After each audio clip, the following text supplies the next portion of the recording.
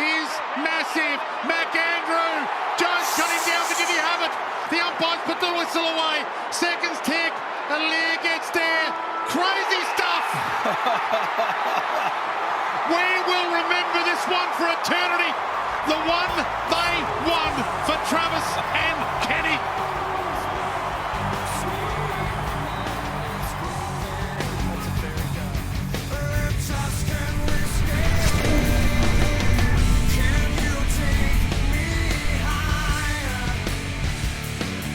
Alrighty, hello and welcome to the CREEDCAST.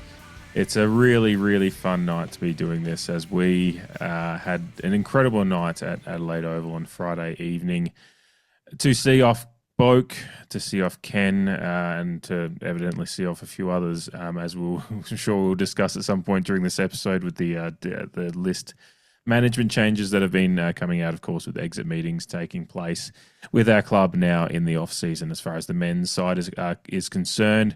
A bit of housekeeping before we get into the full episode and start getting into it. We will obviously be talking about the men's game, the final men's game of the season up front here, and then we'll take a quick break and then review the women's match on the weekend.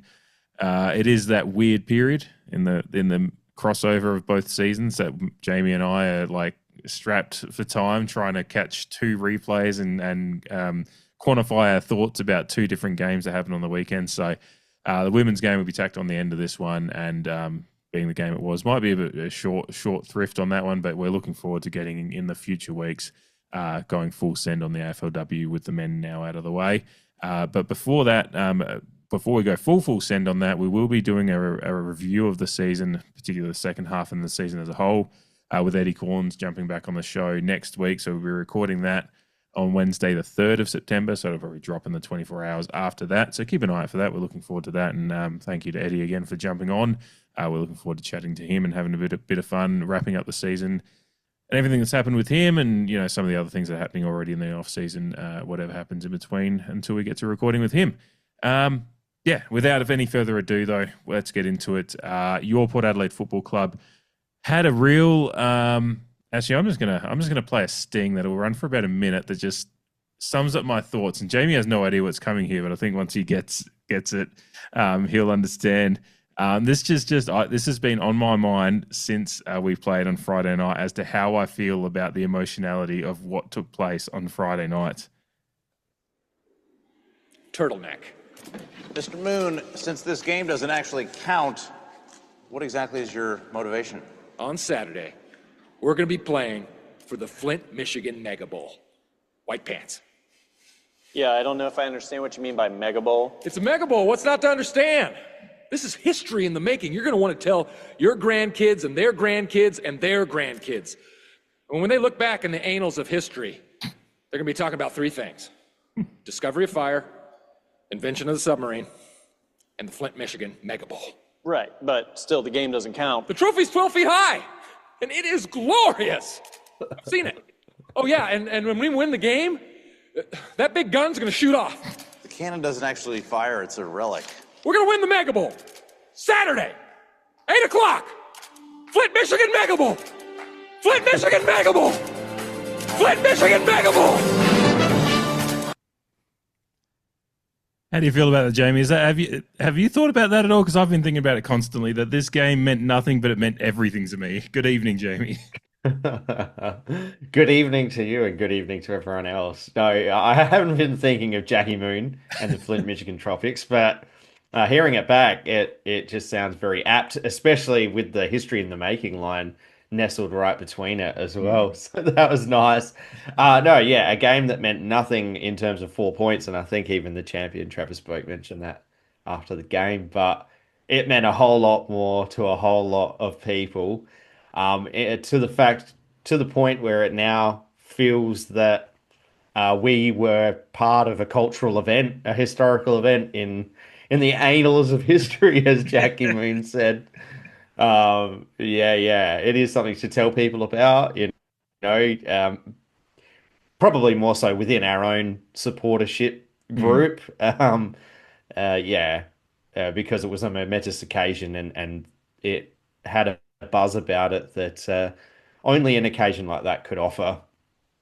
Yeah, it's spot on. It's like the buzz that was around the ground, like beforehand, like it just felt like there was more fans. I mean, I think even my brother who came to the game wearing a Gold Coast Suns Guernsey because he's an idiot, but he was just coming along for the event and Miami Vice Guernsey. yeah, yeah, the pink one, which he ordered it and paid for express shipping to make sure it would get there in time, which is just very funny. Um, but he even said when he got into the city, because he and I got in there a few hours before the game, and he was just like, "There's a lot of people around already," and it was just like everyone was turning up and getting there early as they possibly could.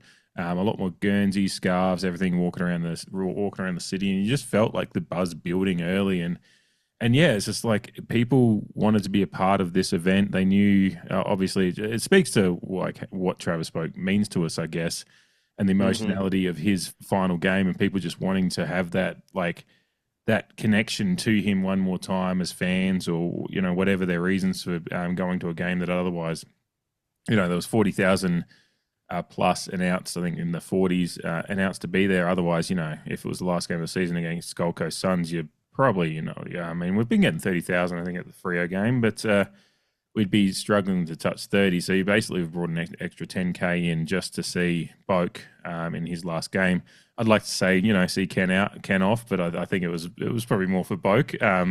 Though I, very much appreciate the Ken connection as well. You and I do, and a lot of people that listen to the podcast understand kind of. Well, he wasn't getting booed when he was on the screen on Friday night. Yeah, it's true. Which was in complete contrast to the Brisbane debacle in 2024. So perhaps it goes to show that the majority of people probably do feel a certain way, and that positivity only added to sending Travis Boak off in the right way as well. I feel they both added maybe not equal amounts, but they both contributed together, and it was nice for it to be just completely positive on the night. Yeah.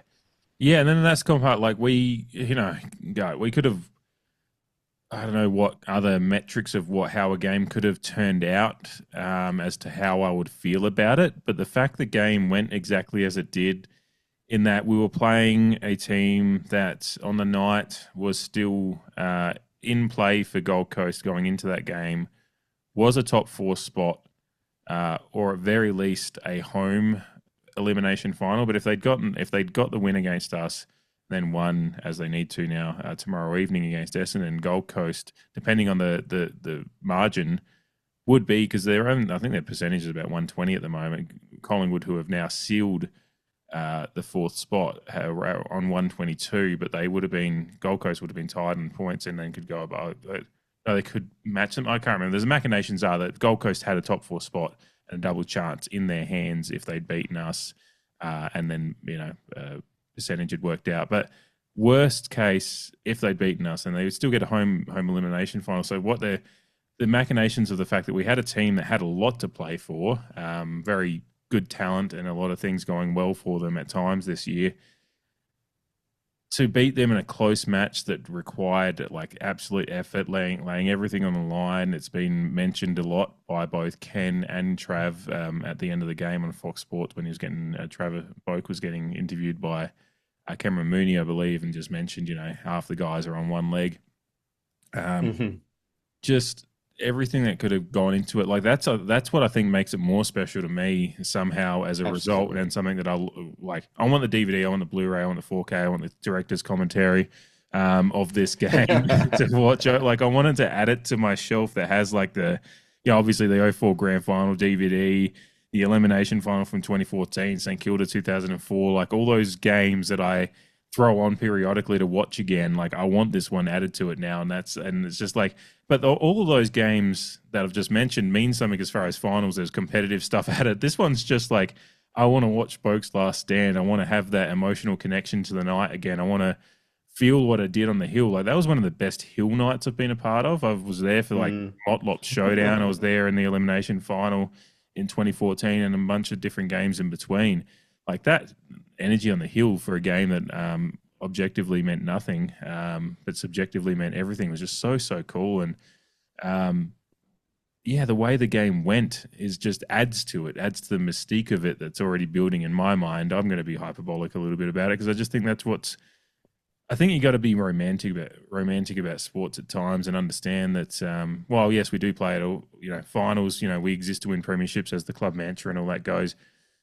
Sometimes you got to let yourself enjoy these ones and get wrapped up in the emotions of it and just enjoy it for the moment it was. Because in that moment when that final siren went, the crowd went up in arms. Your background that you've got on right now, for those watching on YouTube, has the still image.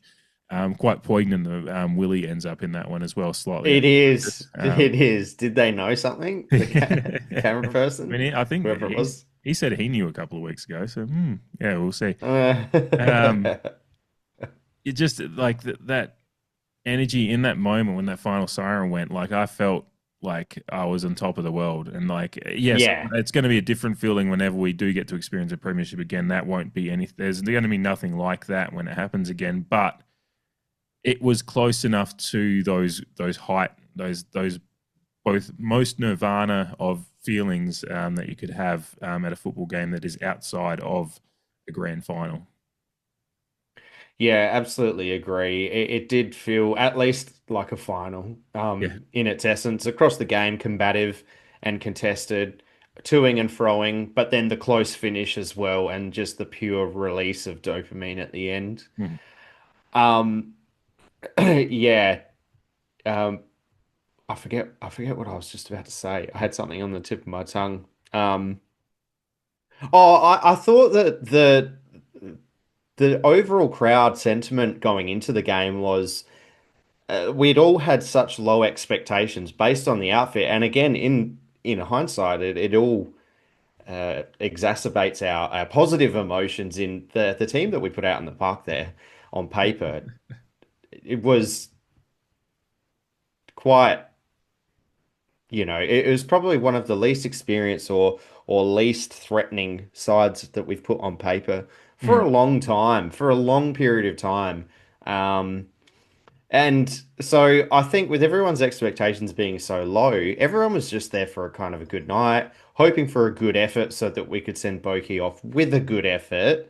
And maybe the win was underlying there in some people's expectations because it was such an emotional night. So then when we started and the intent was there from the get-go, and Jack Whitlock has like 3 shots on goal within the first 20 minutes, including a goal, obviously. And so then everyone's focus then changes as we're Port Adelaide fans. So we go, oh, well, hang on, we're in with a sniff now. And it is still only the first quarter, but that intensity was maintained throughout the game. And I keep going to say Geelong. Gold Coast gained some ascendancy in that second quarter, but we reined it back in after half time, almost immediately started that reining back in with Richard's goal. So our emotions were quickly shifted from, let's just hope for a great night. This is going to be awesome to see off some champions of the club too. Oh no, we're going to be able to see them off in style, and he's putting his head over the ball, and that young guy's doing that thing, and we could absolutely just spoil the party of Gold Coast, who we're, like you said, we're playing for their first finals berth here as well, and seemed like a fait accompli heading into the game. So in the end, it gets close. And we're all asking ourselves, can we hold on? And the 3-minute sign goes up, and then the 2-minute sign goes up. All of a sudden, the 30-second sign gets put up, and the crowd is riding every moment of that last 5 minutes. To hear that siren go, yeah. And I mean, I had the benefit of, like I mentioned last week, I was in the MTX club, but I was with some people who aren't real big footy people, so I was kind of carrying the flag. But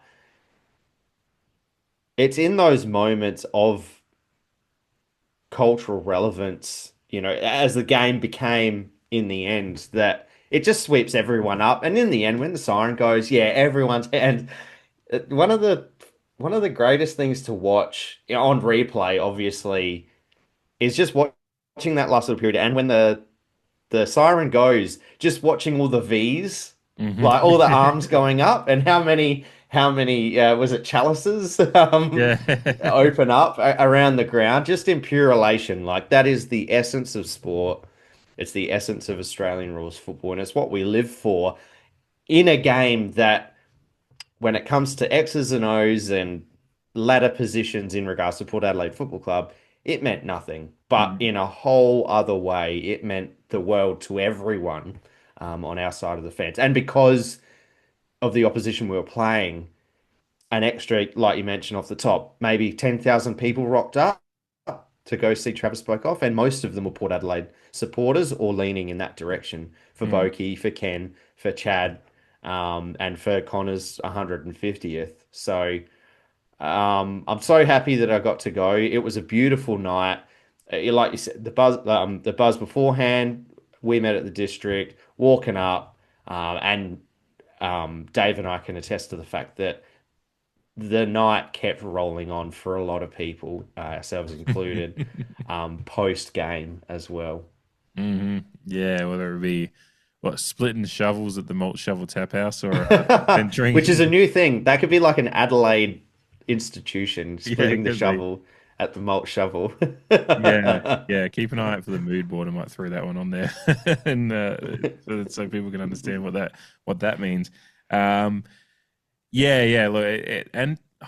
I was even thinking about, like, as I was working through a significant hangover on Saturday, I was like, would I be feeling like this if we'd lost? And I was thinking, I'd probably just be feeling like shit. But I don't know if would we have gone out as long afterwards? I don't know. Like, it's just like I didn't want the night to end. I wanted to keep bathing in that.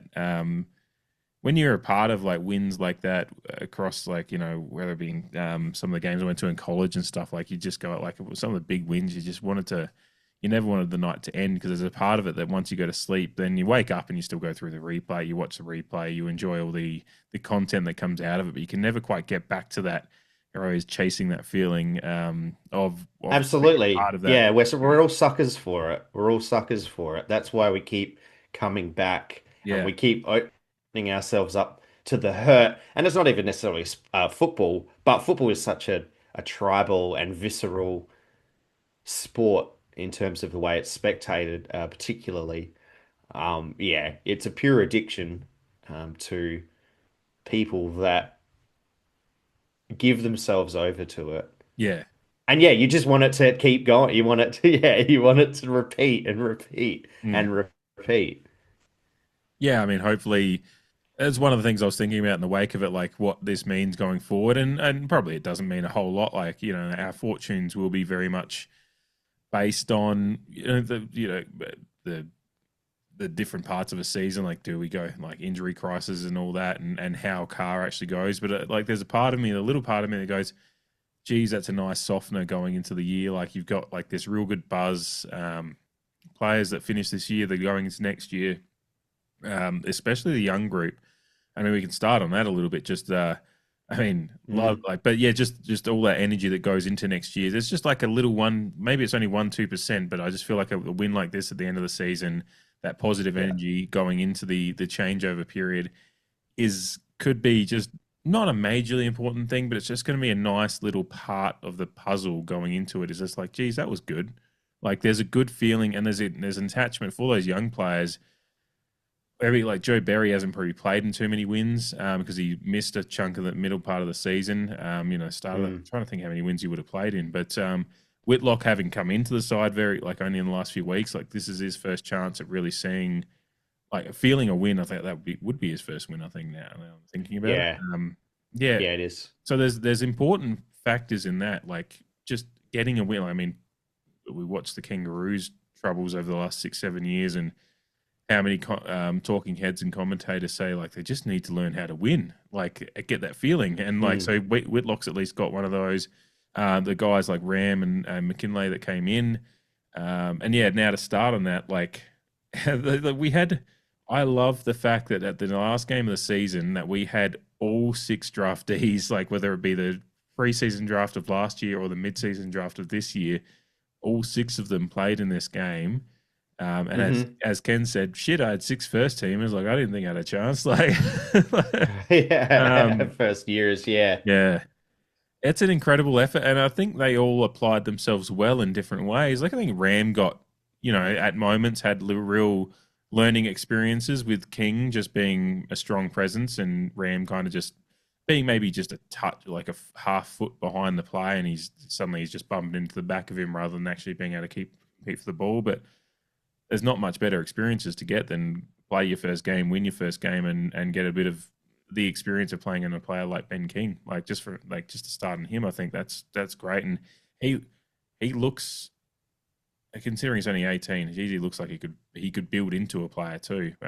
He's got the frame to build on. I think just looks a little bit like. I think I've used the Bambi on skates term a little bit lately. Might have been for Whitlock a few weeks ago, but Ram's definitely just got that Bambi on skates. Like I'm still growing into on my body kind of thing going on, but he certainly didn't look out of place at all either.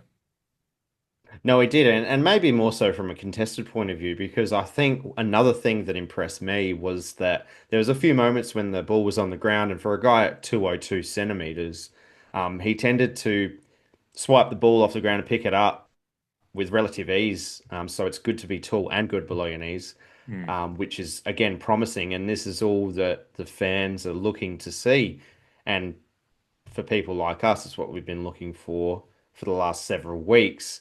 How is it going to roll over into season 2026? And you said that it may not have a tangible effect on what comes next, but for the average person, for the average footy fan, games like that on Friday do feel like it could be a springboard for next season. And then particularly as it's compounded in the days since with the exit meetings and delistings that have already been announced, I think it's kind of continued some positive momentum in a lot of fans' eyes.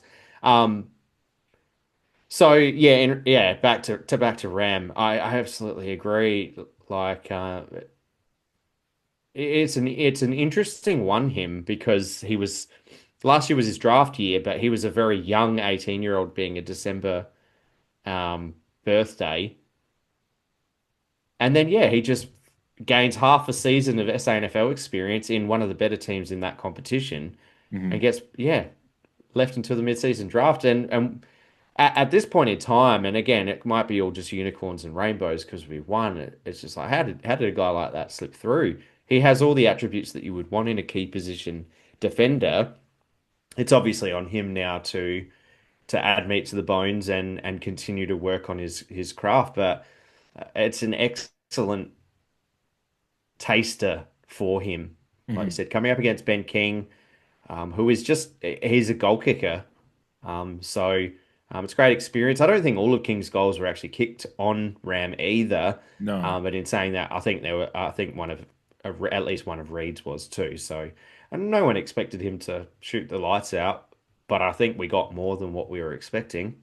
And to move on to McKinlay in that regard as well, for these guys, how much can you expect as first-year players, as mid-season draftees, playing their first game against, as you mentioned, a top 4 aspirant coming into the game?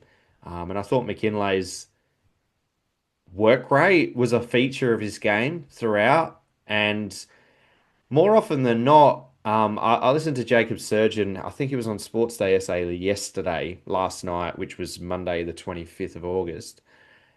Just saying, who presented him is Guernsey as well, I might add. Obviously McKinlay coming from North Adelaide. No, I hadn't seen any of that stuff from the pre-game.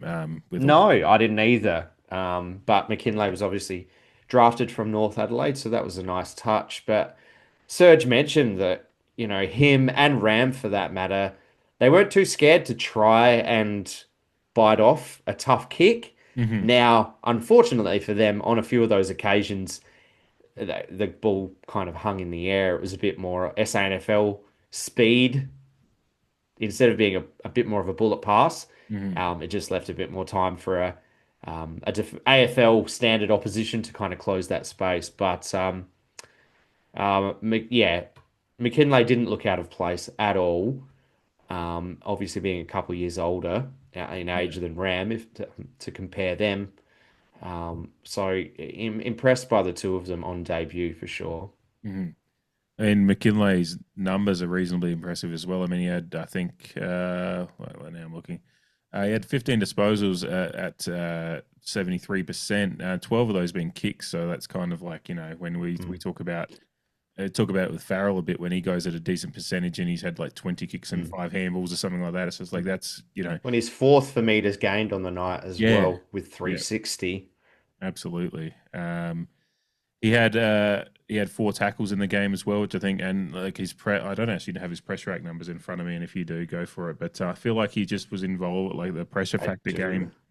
He was 17 pressure acts. That's a good which number. is equal fourth on the night, equal fourth along with Jack Whitlock. There you go. So more positive signs. Yeah. Christian Moraes has 22, which is second best on ground, in between Connor Rosie and Travis Boak. So I guess we're just extending on the ding. Yeah. Back in the midfield. The pressure acts go up for our Connor. Love that. Obviously, may have been writing down his stats before, and had a wry smile at that one. But just to further the points on the topic that we're on right now, to have 3 of the top 5 pressure act players being first yearers and one being a half a yearer, to be a bit more precise. That is the type of springboard in people's minds. That's the type of optimism to be gained from a match like Friday night.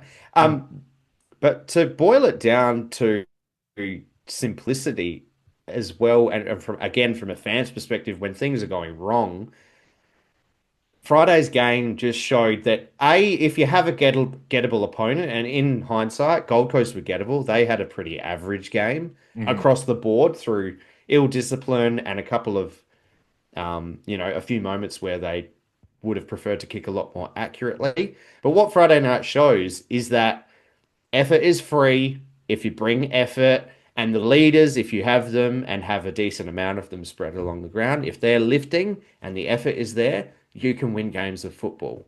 And you mentioned North Melbourne not knowing how to win for so long.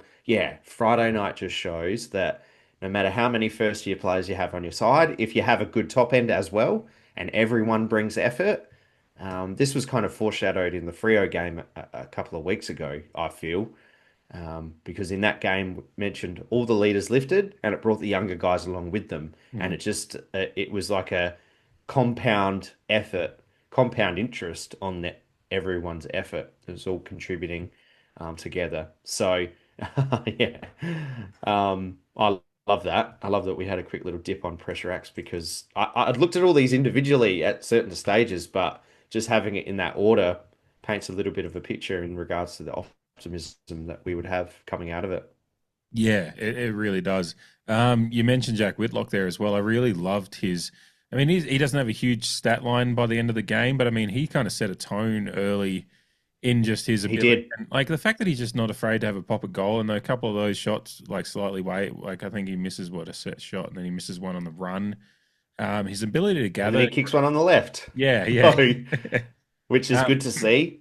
And also his positioning for that, like him being a tall, like he kind of must have recognized who was going for he just sat out the back, and as soon as the ball came into I can't remember who gives him the assist there, but he's just armed, like both arms out wide, like kind of like all the fans at the end of the game, as you were talking about earlier. Yeah, exactly. And their long arms. Yeah, wingspan. It's not him. It was Wayne was talking about Harrison Ram having the Ram. Yeah, Wemby, wasn't he? Yeah. Yeah. But it was just good to see Whitlock's. You're already just seeing a lot of his positional sense and game intelligence a little bit. Like, I mean, beyond his raw skills, and just the fact he's already showing to be a decent overhead mark, and kind of I don't know if it's quite confidence, just the footballer confidence that he has to go for these marks. And he's probably occasionally bounces off a bigger, more mature AFL body and goes, oh shit, and he's just going to develop that for years. That was a bit heavier than I expected. But like, he's not afraid to get in the mix with it. And he set the tone early. I mean, doesn't have many more shots than the three opening salvos he kind of has at the goal. But I just really like his his work rate and his like and that pressure act number that you just read out before, which I hadn't even thought about him as far as the pressure acts, but I'm not surprised at all hearing it because he did throw a few tackles around. His defensive effort late in the game, like right at death, really good. Like he did that a bit in the sandful as well. Like they throw him back down back late. Swingman, yeah. So, yeah, swingman. Like that's a good you could think about your guy like tall, slightly awkward looking blokes in their early years, like a certain other bloke with the J Dubs. Starting with J. So. No, if you could, I mean, not knock on wood that he's starting with the initials JW. Yeah, to extend upon that. Yeah. Should have fucking figured that one out quicker, David. God. Like he like I said, quiet game when you look at the stat line overall by the end of it, but he had 5 tackles in there as well, which I think is probably a real good.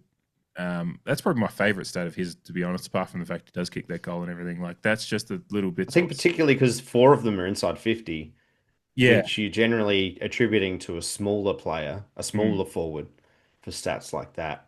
Yeah. But the effort, no matter how tall you are. And another guy that I think looks to be good below his knees too, so flexible. And this is where we're in a interesting period of evolution of the AFL footballer. Yeah. Because everyone's getting bloody taller. So, but everyone's flexible and some of these guys can be man mountains, but still be good at ground level or below their knees when the ball's on the ground, which is exciting. Yeah, it is. I'm trying to think of who. Murray's, I think, was really, really good in this one as well. Really enjoyed his efforts. You brought up his pressure rate numbers before, but he's just, again, he's one of those ones that runs around with kind of a quiet confidence in the fact that he's just like, again, kind of like Whitlock, like he's probably bouncing off a few as well and being like, oh shit, that again, like Whitlock, that hurt a little bit, but like once his body catches up with his game intelligence. And it's interesting, Murray's and Whitlock both basketball players as well, so they have a bit of that ball handling background and probably that quick thinking, working traffic. Yeah, working traffic, the spacing as well. Like I said, with Whitlock, coming off the back of the pack and just recognizing, the situation, whether we're on a basketball court or football spacing, like where people are and where defenses are set and all those things. And I really like Murray's game. And he's just Murray's just is a player that's already kind of captured my imagination a little bit as well. Like the way he moves, the way he reads the game is something I'm kind of intrigued by. I'm excited to see his development. Preaching to the choir there, David. I think we've loved this kid since he got drafted, and we hadn't even seen him play football at that stage. Yeah. Apart from some under-18 highlights, but I agree with you on the spacing. And it's a similar note on Manny Liddy to throw another mid-season drafty in there. Is one thing that has impressed me with both of them is their ability to hold their shape. But then also when to kind of support at contest has been impressive. And obviously, they're younger guys or less experienced people. But so that they make the odd error, maybe being sucked into a contest when they shouldn't be. But I think by and large they do know how to keep their shape. And a lot of the time as wingers, because Moraes has generally been deployed on a wing, it's just work rate. It's just running up and down for the whole game. And Moraes might only end up with the 12 after getting, 19 from 47% time on ground the week before. But, he goes at 83.3% disposal efficiency. That's the pressure acts that we brought up before. And when he did have the ball, he only made 1 clanger. Yeah. So, again, a bit like, your efficiency kind of metric, the higher disposals and the higher disposal efficiency is the better. But in his case, it was average disposals, but he only wasted 1 ball. Yeah. And really, in those 12 disposals, he's got 4 score involvements, which you're not finding too many players with more than, there's no player with more than 6 apart from Georgiades, which is, to be expected when he's kicked a bag of 4. McKinley's got 5. There's a couple like, get Butters and Rosie on 6. But, and those guys had very good disposal games, by the way, in case you weren't aware. Butters and Rosie, very good footballers. I'd heard that on the grapevine. So I'm raised to like get that kind of like get some clinical, like some high efficiency and damaging disposal in there with the score involvements is really like kind of nice to see as well. Anything else on those guys you can mention? But I was just looking at these numbers and just and thinking about them as I was reading through the list. Aliir and Zach Thatcher both on one leg.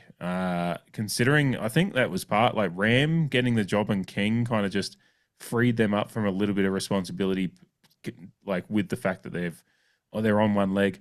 I think the Zach Thatcher hasn't been talked about as much, but I went down to the captain's run the day before at Alberton to see Boak for his last captain's run, and watching guys moving around on the field like Zach Thatcher is like he I don't know if he probably had a jab of some sort before the game itself to get to make him look like he's moving a bit freer, but during the captain's run he really looked sore, quite a heavy limp. So for him to get through that, and Aliir as well, kind of ably assist the likes of the young blokes like Ram back there, and I really like the way we set ourselves up. We kind of just said, look, Harry, debutant, 18-year-old, you're getting the job. We'll give you a bit of responsibility. These guys will be there to help, but we're going to kind of structure it up a little bit differently than we would if they were all fit. And maybe you're not getting out game. Who knows? But the fact they kind of just threw a game plan at him and just said, look, this is the sum of our parts. This is what we can do with it. They still got their opportunities, Gold Coast. But, as we've said all year when we've been getting beaten from pillar to post by teams because we haven't got enough pressure in the middle, if the guys in the middle do that in the engine room do their job in making it difficult for Gold Coast, whether it be, I think the commentators at one point said both the perceived pressure and actual physical pressure were both really, really good from us. It just threw Gold Coast off enough that then that allows the guys at the back to have a little bit more leeway. Yes, they're going to give up a couple of marks here and there when the Gold Coast get their efficient disposals going, but that helped out the guys. Like, 2 guys on one leg and 1 guy that's on one game. We kind of just took a chance through with the trust in the middle to do the job. It was just, really impressed with kind of how we kind of set all that up. Again, got to do the job in the middle, but Aliir and Zerk Thatcher deserve their flowers for just playing, considering how damn sore they look. Yeah, and just dragging themselves across the line amidst 100% time on ground as well for the both of them. Mm-hmm. So they've got jabs up to their eyeballs, and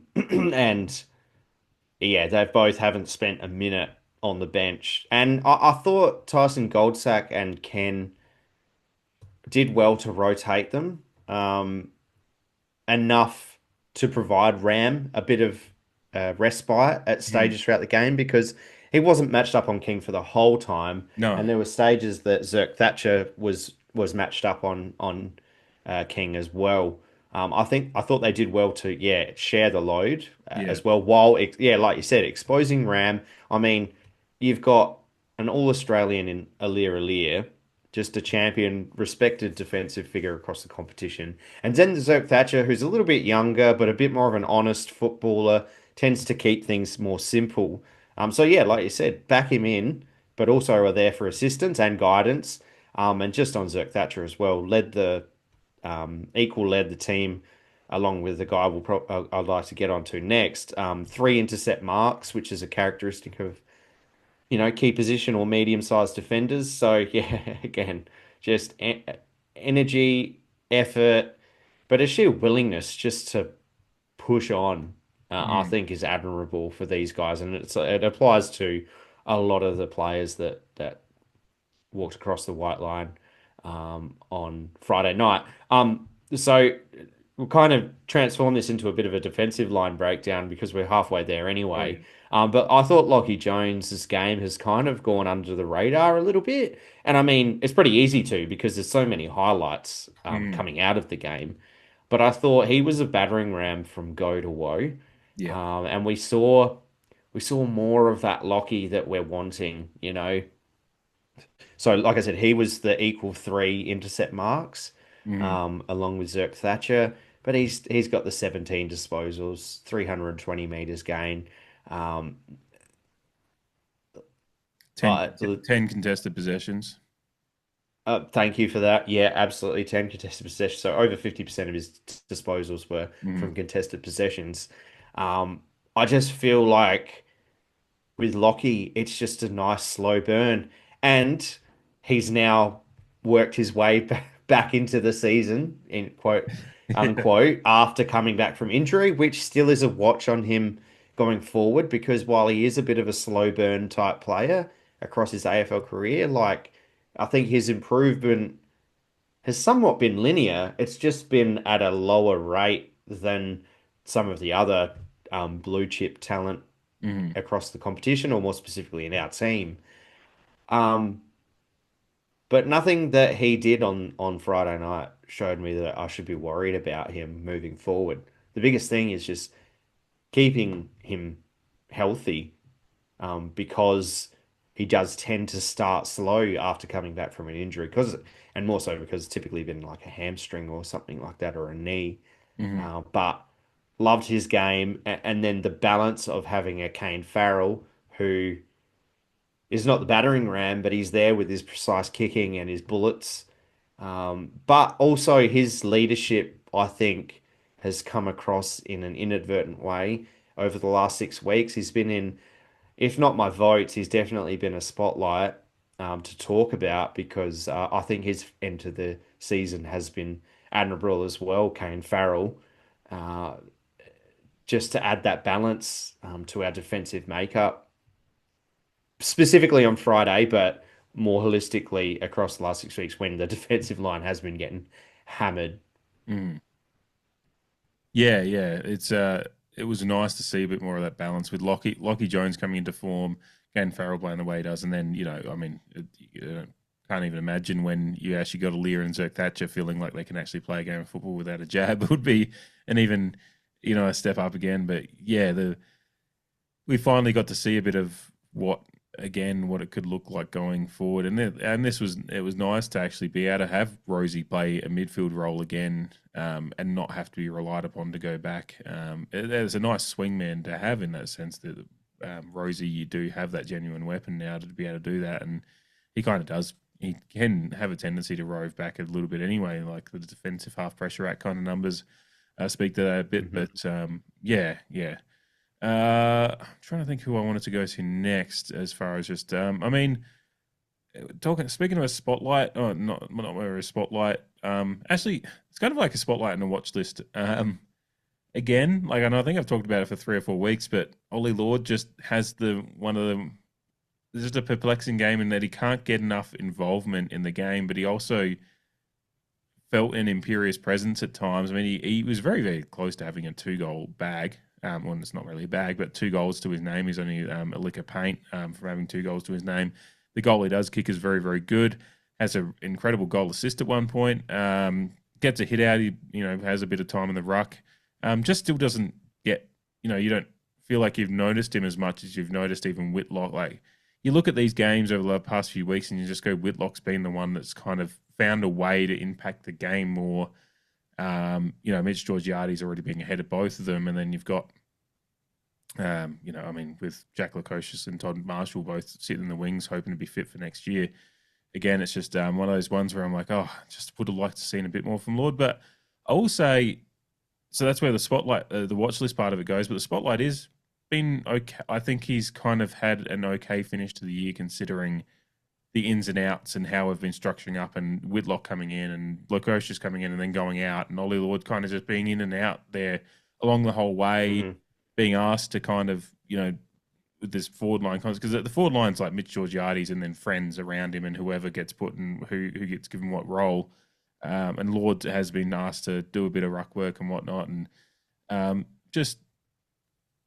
I am still intrigued as to what his future holds, but I'm also kind of okay. I think he actually bounced back okay across the last month or 6 weeks of the season to kind of just give us a little glimpse of what he might have going forward. And I think he had a not a good night the other night because the stats don't show that, but I think he certainly was.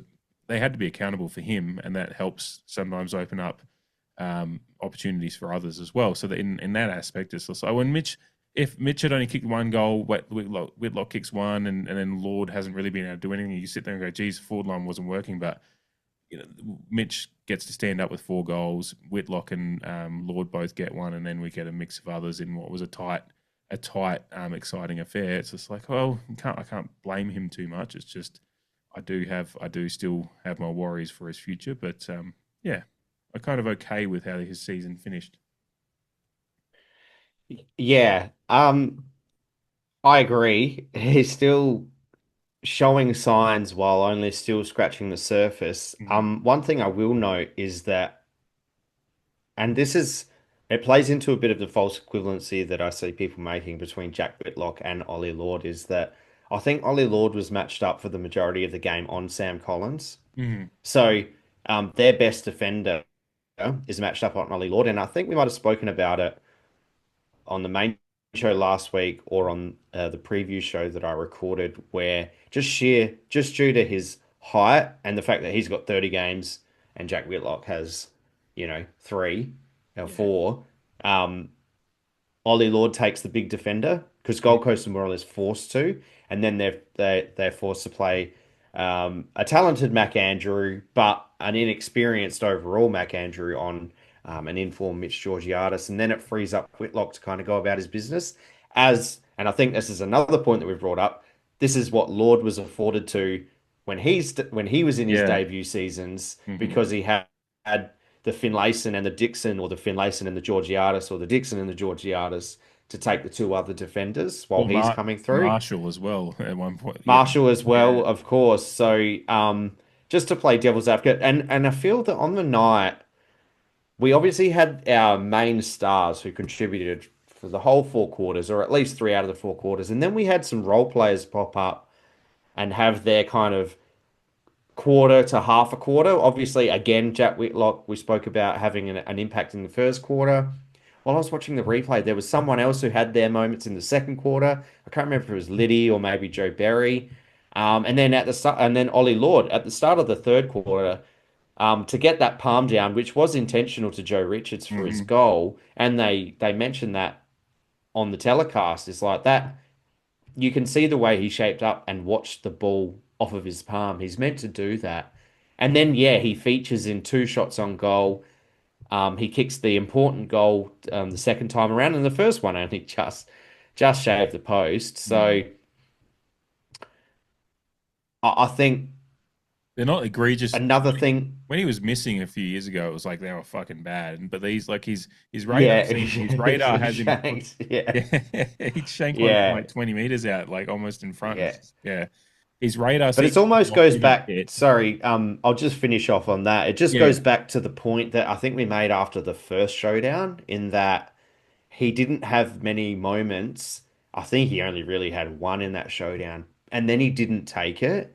We were saying, like, you may not have a lot of moments to impact, but when you do have them, make them count. And I guess you could say in 2 out of 3 key moments, which were compacted into that third quarter, he made 2 out of 3 count, which, again, how much do you take out of it? I'm still, to move away from devil's advocate, I still don't know where he stands, in the grand scheme of things either.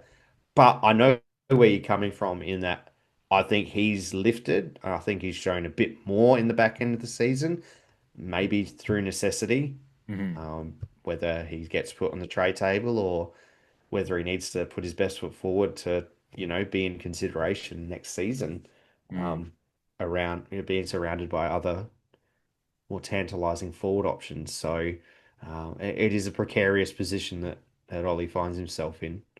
Yeah. It definitely is. I found it a fascinating watch over the last 4 to 6 weeks. I wanted to get into it. Let's look at a few of the. There's no real. It was a tight game as far as the stats go, but I just love how it shows, kind of what we've been looking at as a negative over the last few weeks, or really all year.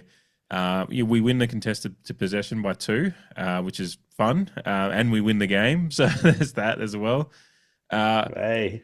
We actually have a disposal win in this one, which is a really, it was something that we've been getting smashed in at times this year is the amount of just handball we get, and then our ability to control it, and the disposal efficiency was, a bit lower than 2.5% lower than Gold Coast. We used it okay. It did got mentioned by the commentators at one point how bad our disposal efficiency as a whole this year has been, and just how poor our skills can be at times. But we don't have to tell us twice. Oh yeah, no, I was just like, yeah, when they said any Port fan for that matter. Yeah, but then we also just scrolling down here.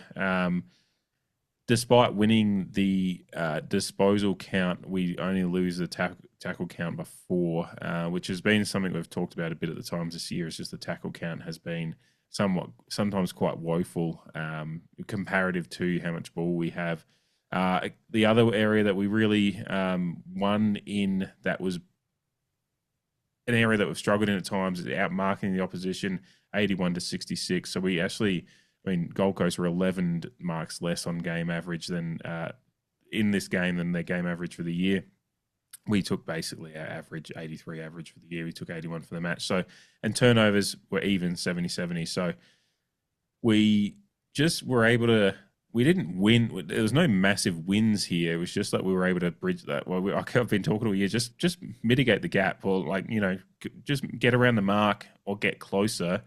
And we did that in this one, and we're able to, and lo and behold, and some application and intensity to the contest, the tackling, the pressure. It's not the tackle count was huge, and we're actually losing the tackle count by 4, but the pressure throughout the game, I think we were the team that was applying more pressure and causing the other team, whether, as the commentator said, there's either perceived pressure or there's actual physical pressure. We were doing both, and kind of shook Gold Coast off the game, which also kind of segues me into something I wanted to ask you about. I'm sure we're probably on the same page, but the umpiring and some of the discourse around how the game went. I thought Dimmer was a bit of a sourpuss in his post-match press conference. They kind of let him into it, but there's been a couple of sources that have actually kind of just hit the nail on the head as to why Gold Coast actually lost the game. That was, I think, Kate McCarthy actually had a fair point about just like that the free kick count really didn't do.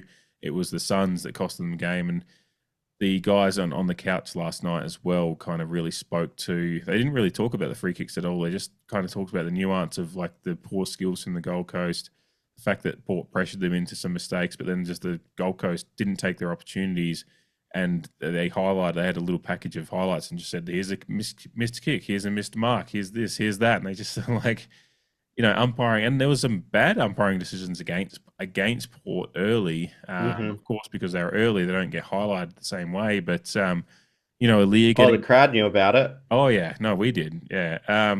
Like Aaliyah getting pushed into the fence should have been paid something, and then like a minute later when he the 50 demonstrates, the 150 that we get against us, there was nothing there because they show the replay. And you've got Dwayne and even Rue had a poor commentary game because he was barely able to contain his disdain for Port. His whistling. But yeah, I think Dwayne was like, when they showed the replay and there was nothing there, he's like, surely it wasn't for that. Surely it wasn't for that. Tell me it. Say it isn't so. And tell me, say it isn't so. That's right. Yeah. How have you found that kind of that fallout? In the days since, because it took a little bit. Not that it took the gloss off of me, but there's some people that tried to take. I think everyone just sits back and kind of giggles at it a little bit. Dimmer, like a bit churlish from a guy who has form in press conferences. And yeah, sure, the umpires, it does happen. They may have got swept up in the emotion of it, but yeah, like you alluded to, both teams kind of suffered in occasions as a result. And I think Dimmer got swept up in the emotion of the post-match press conference with his comments. So, yeah, I think, yeah, anyone watching the game would say that that didn't have a bearing on the result. And it was, as the game was wearing on, it was well spoken about, particularly by Jonathan Brown, that there was 12-1 holding the ball free kicks. Like you can't, for the lament that the average footy fan has over umpiring of the game and holding the ball. I think it's fair to say that a lot of them were well received and well earned by the players on the field. So you take that out, and the free kick count looks pretty fucking even. And it's a non-issue. To further that sentiment that it's like it was actually work rate and poor decision making on their end that provided fortune for Port and the opposite for Gold Coast. But this is also the side that had the last 3 shots on goal, including a goal, and only lost by 4 points. So you reap what you sow in a game of football sometimes. And yeah, after Jai Farah kicked that last goal, my heart was certainly in my mouth, and particularly when they then had 2 more shots. It was kind of, yeah, at that point in time, it was kind of like we built all this positive emotion, but now are we just going to get a kind of wet fish slapped in our face? Like, haha, like you thought you were going to win, but yeah, you're shit. You're not playing finals, and that's that. So, no, happy we held on. But yeah, the comments that he made, very churlish and emotional from himself. Yeah. And it's kind of taken away from both our result, but as well as like you're talking about the scoring in those last few minutes with their 1-2 that they kick when they're trying to get back. Once we get that brief 12-point lead, I did take a note when I was watching the game. The final score that we have on the night, that final score hits with 3 minutes and 7 seconds to go. So, I mean, they were within a goal, I think, with 4 minutes to go. But that final score of the 4-point margin was reached with 3 minutes and 7 seconds to go. So they had all the time in the world in an AFL, the modern AFL. That's so much time. So they had all that time in the world to do something with it.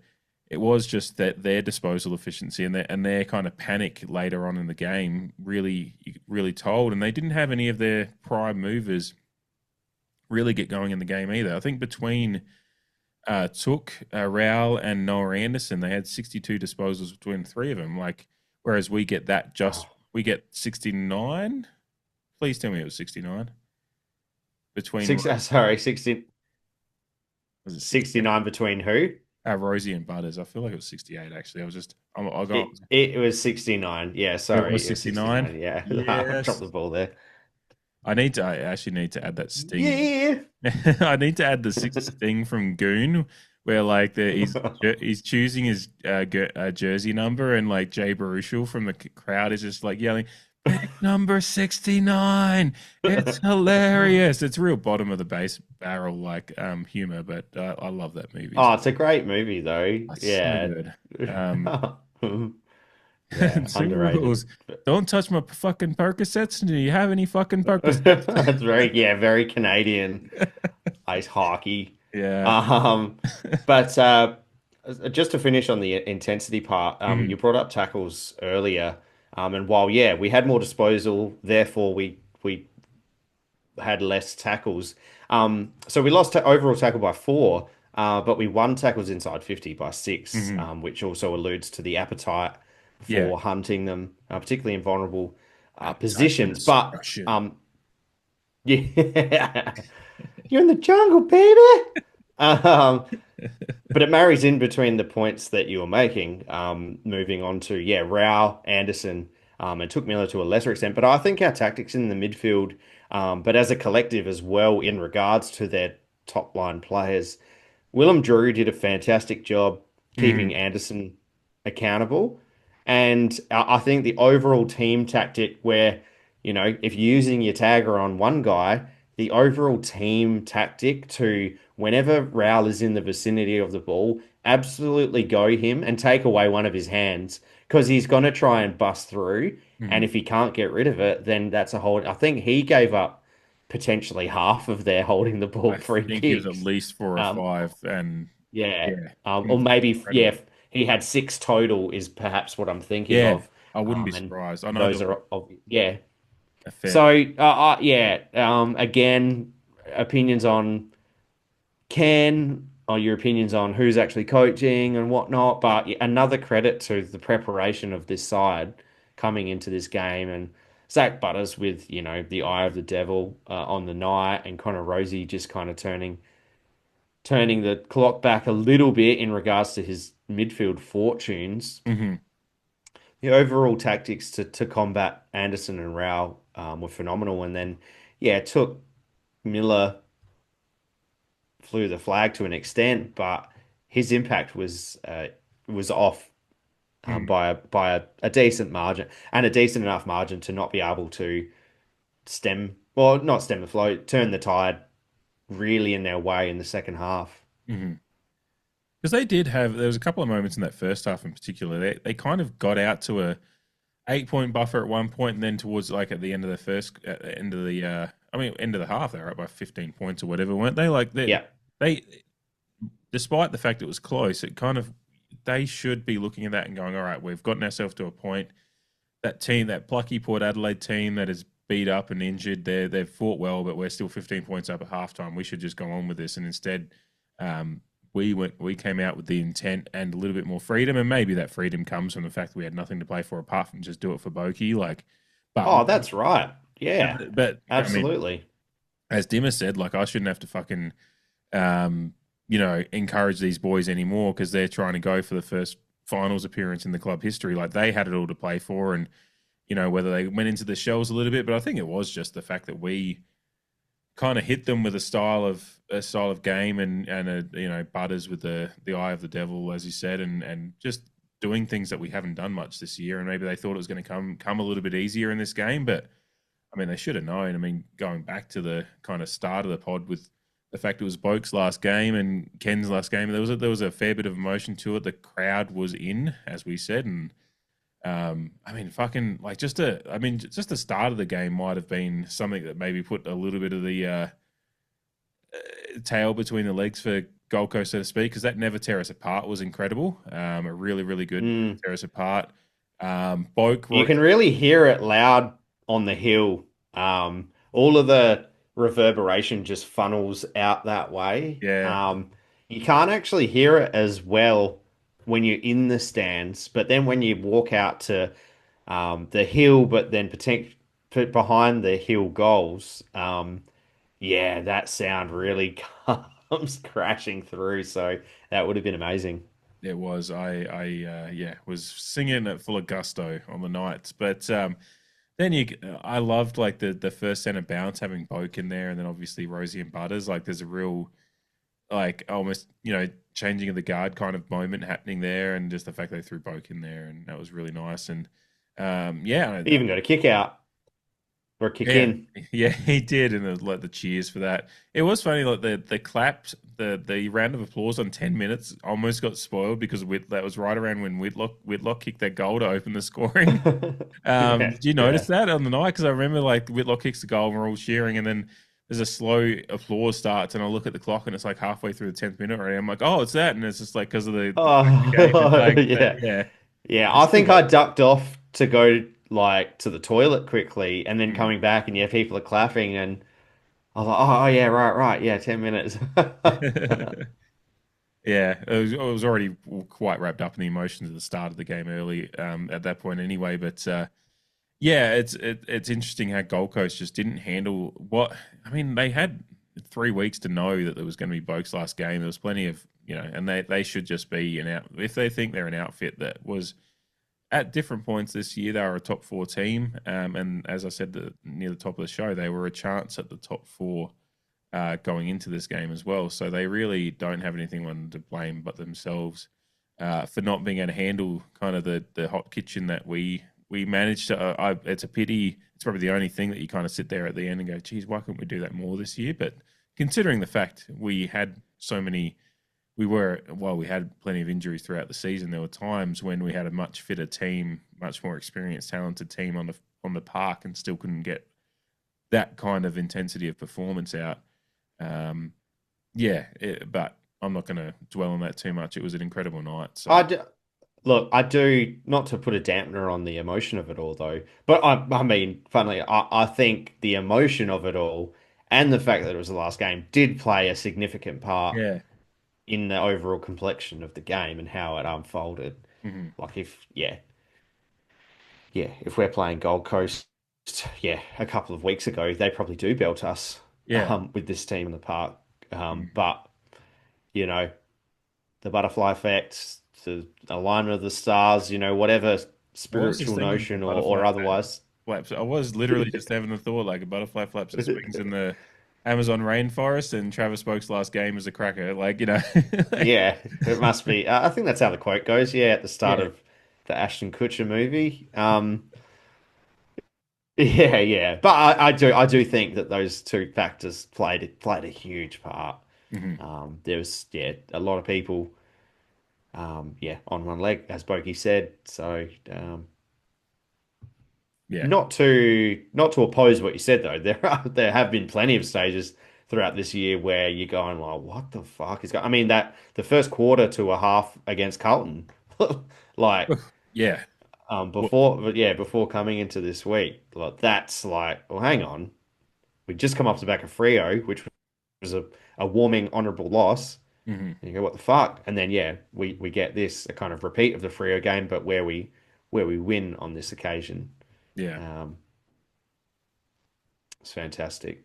It was. I wanted to. I think if you want to talk about the delistings or anything like that too much, but I feel like that might be better saved for end of season review, maybe. Just to keep the there's a fair bit to go through. Exactly in that regard. So I think that might be best saved for when we chat to Eddie next week. But I did want to maybe just mention the man that I did touch on earlier, slightly out of focus in the Boak celebration shot there, but Willie Rioli obviously announcing his retirement yesterday.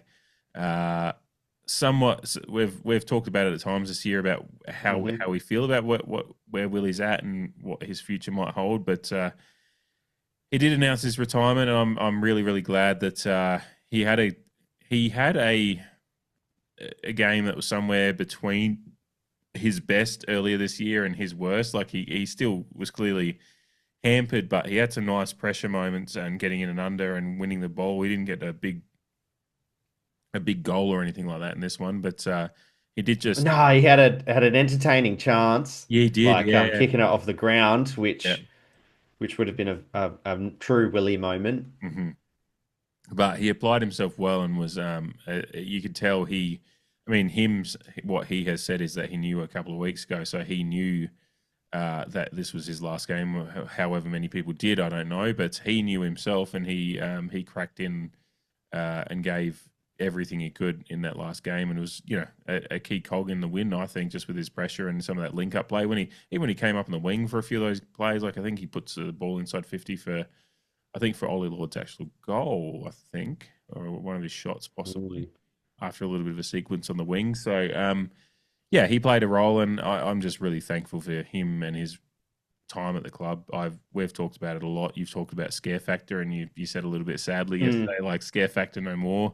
Hopefully we obviously find some players that can replicate that, but he's truly a unique player, and just someone I've deeply enjoyed both him as a player and him. Like, I mean, some of his flaws that people may perceive, and yes, there's been some stuff that's been out there that we know of and we've dealt with this year. But I think to err is to be human.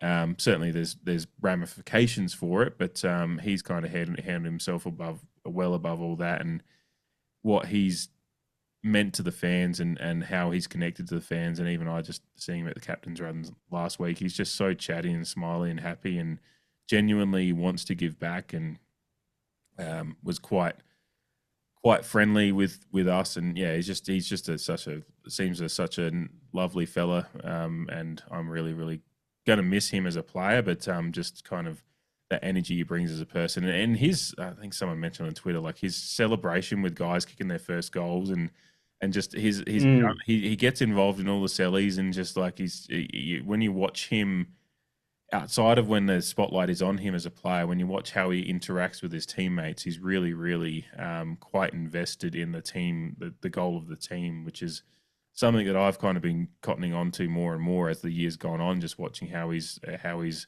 worked with the team, and it's something I've really enjoyed. So I'm really going to miss him.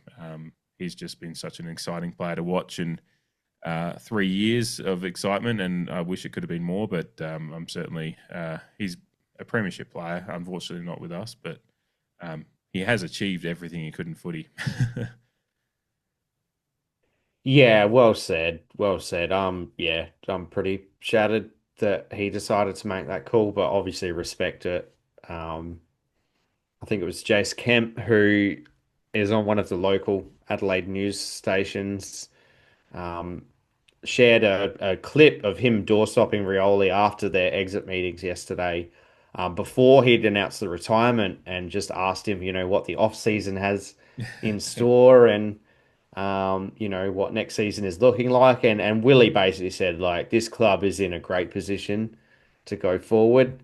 And what seeing off Boki and Ken showed him is how important family is, and how much time you spend away from them being a professional footballer. And he was looking forward to reconnecting with family in the off season, because it's of utmost importance to him, which I obviously respect wholeheartedly. And I mentioned to you via text that it feels a bit like Tom Rockcliffe when he came over to Port, when we saw some phenomenal games from Rocky and high disposal games and some memorable wins while he was at our club. But I feel that, and he mentioned it in his retirement kind of speech to the players, that's Tom Rockcliffe, is that, I don't think we saw the best of him. And I think we only scratched the surface,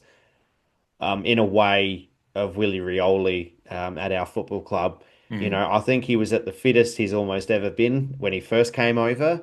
And that start to the 2023 season, I think, was electric. He faced his injury battles. And then, yeah, the last couple of seasons haven't been kind to him, obviously losing family members and this year's turmoil, which is well documented. But yeah, we obviously get around our guys, and he's included in that. Yeah, a lot of the people making comment are obviously perfect in life, but as you can attest to through your own interactions with him, and to be fair, a lot of other Port Adelaide fans on the periphery also lay claims to how good he is with supporters, with kids, with people, and then as an extension of that, of Indigenous First Nations communities and representatives too. It's something that he can be proud of in that regard. Yeah, no, absolutely. Very, very, very well said.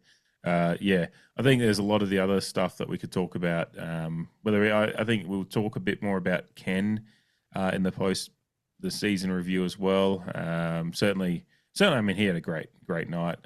Some good flashes to the box when whether it be him being frustrated or umpiring the game, as Dwayne said a few times. Like, he was really entertaining. Just being a fan. Yeah, yeah.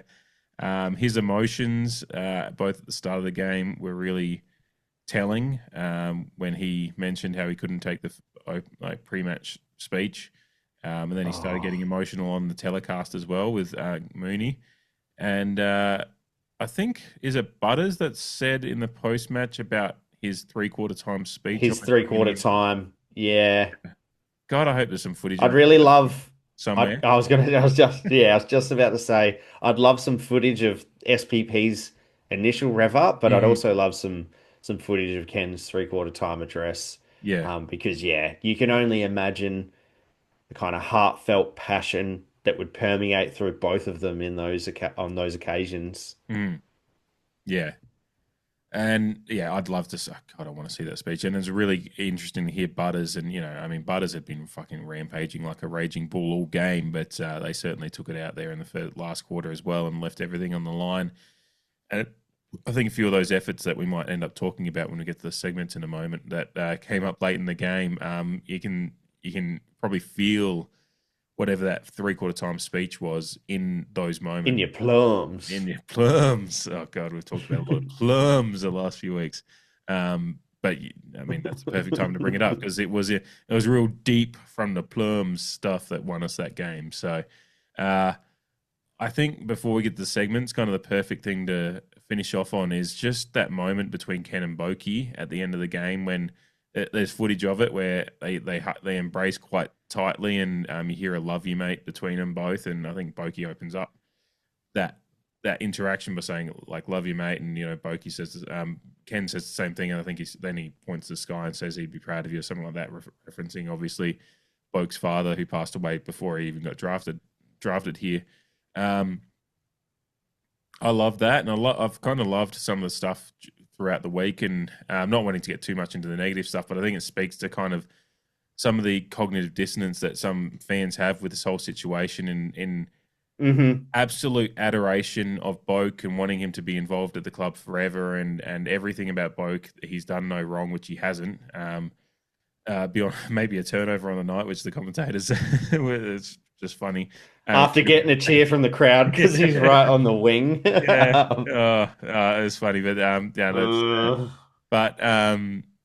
I love that moment because it just the just some of the disconnect that fans have when they're like, Ken's a fraud and hate him and he's a cancer to the club, all those kind of things that get said, and it's just like you've got a guy like Boke who, you can tell there's a genuine love and affection between those two, and like Boke wouldn't have stuck around here that long under Ken if there wasn't that there, and they Boke's referenced him as a father figure with reference to the fact that he lost his father young, and he latched onto Ken in a healthy way as both a coach and like dancing that line of coach and father figure, and Ken with his empathetic connection he has with a lot of players was able to kind of foster that relationship and hold a relationship like that for the 13 years that Ken was coach, right to the end for both of them, and then finish out with that genuine love and affection for each other. I think was a nice moment to see, and something that people should remember when they think about this era. And look, I have my own. We'll talk about it, I'm sure, as the years go on. But you and I have never been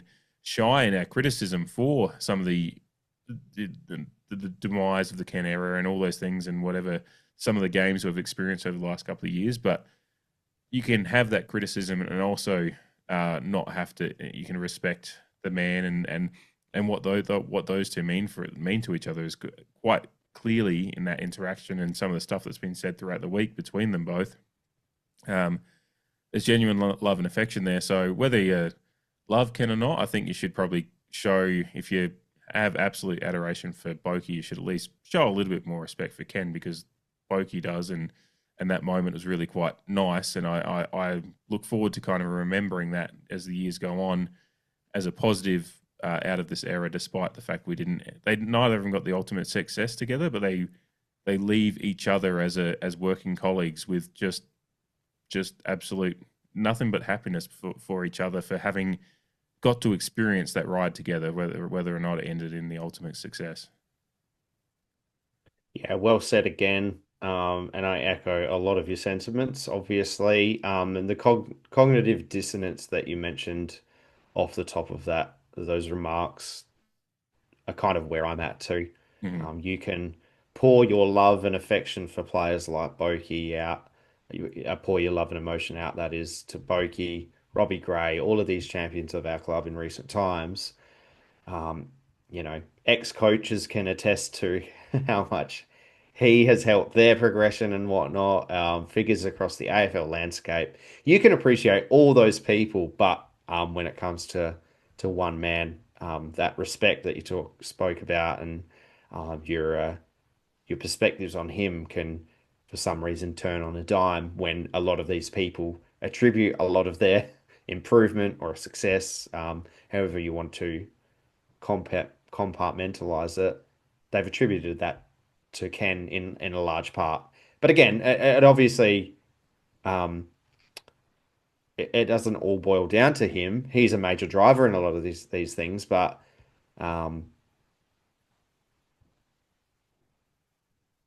yeah, the good is done by a collective, and the bad is done by a collective. So again, yeah, to lay so much disrespect on one person when it suits you, but to then completely contrast that with your love and admiration of other figures who have been around the club at the same time is quite a precarious position to take, I think. And yeah, I admire anyone putting their hat in the ring for that long. But you also have to believe what it is that he says and what it is that he goes out and intends to do. And part of the narrative on the other side of things is that it was all fake. Yeah. Yeah, which I don't believe for a second. I've mentioned that a few times. I think at every step of the way, Ken's tried to put across his love for the club, and then even in his post-match presser, even saying that it would feel weird to coach against Port Adelaide and all the other stuff. So, yeah, I'm just as upset as anyone that we don't have a cup, at least one to reflect all of that positivity over 13 years. But I don't think the 13 years were all for nothing.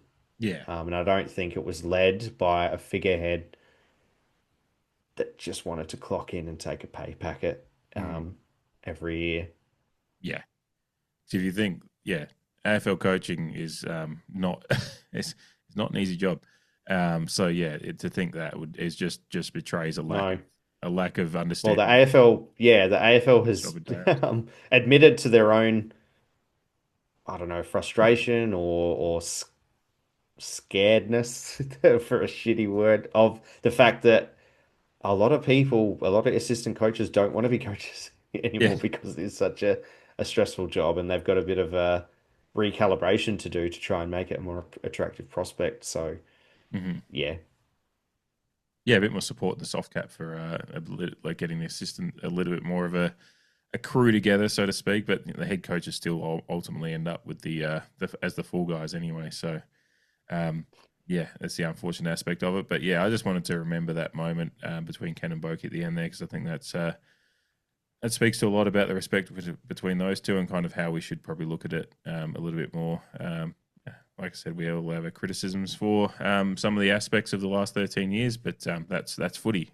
That's the way it's going to be. You're going to have criticisms for And at the end of the day, it is no more.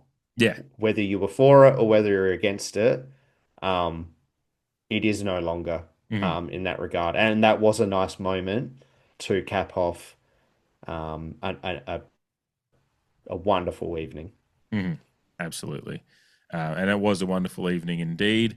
One that I think took me a solid 2 days to recover from. It took me the entire weekend. I think it was really only yesterday. I was almost with you, yeah. Yeah, kids party inserted right smack bang in the middle of that as well. Yeah, I just had work, which was I mean, again, a lot better to deal with coming off the back of a rousing, kind of inspiring Adelaide Oval Megabowl win that it was. It was a good fun one. I'm really, really excited to get into the segments. Are you ready to do this? Yeah, let's do it. Let's fucking go. Down, Gray doing brilliantly, getting through to Monfries. That's Grady's best. Wilson kicks hard and kicks truly. Robbie! Let him entertain you! Robbie and many former players that probably would have ended up in Wilson Gray nomination were in the house on the night, which was cool to see, with everyone there to celebrate Boakey.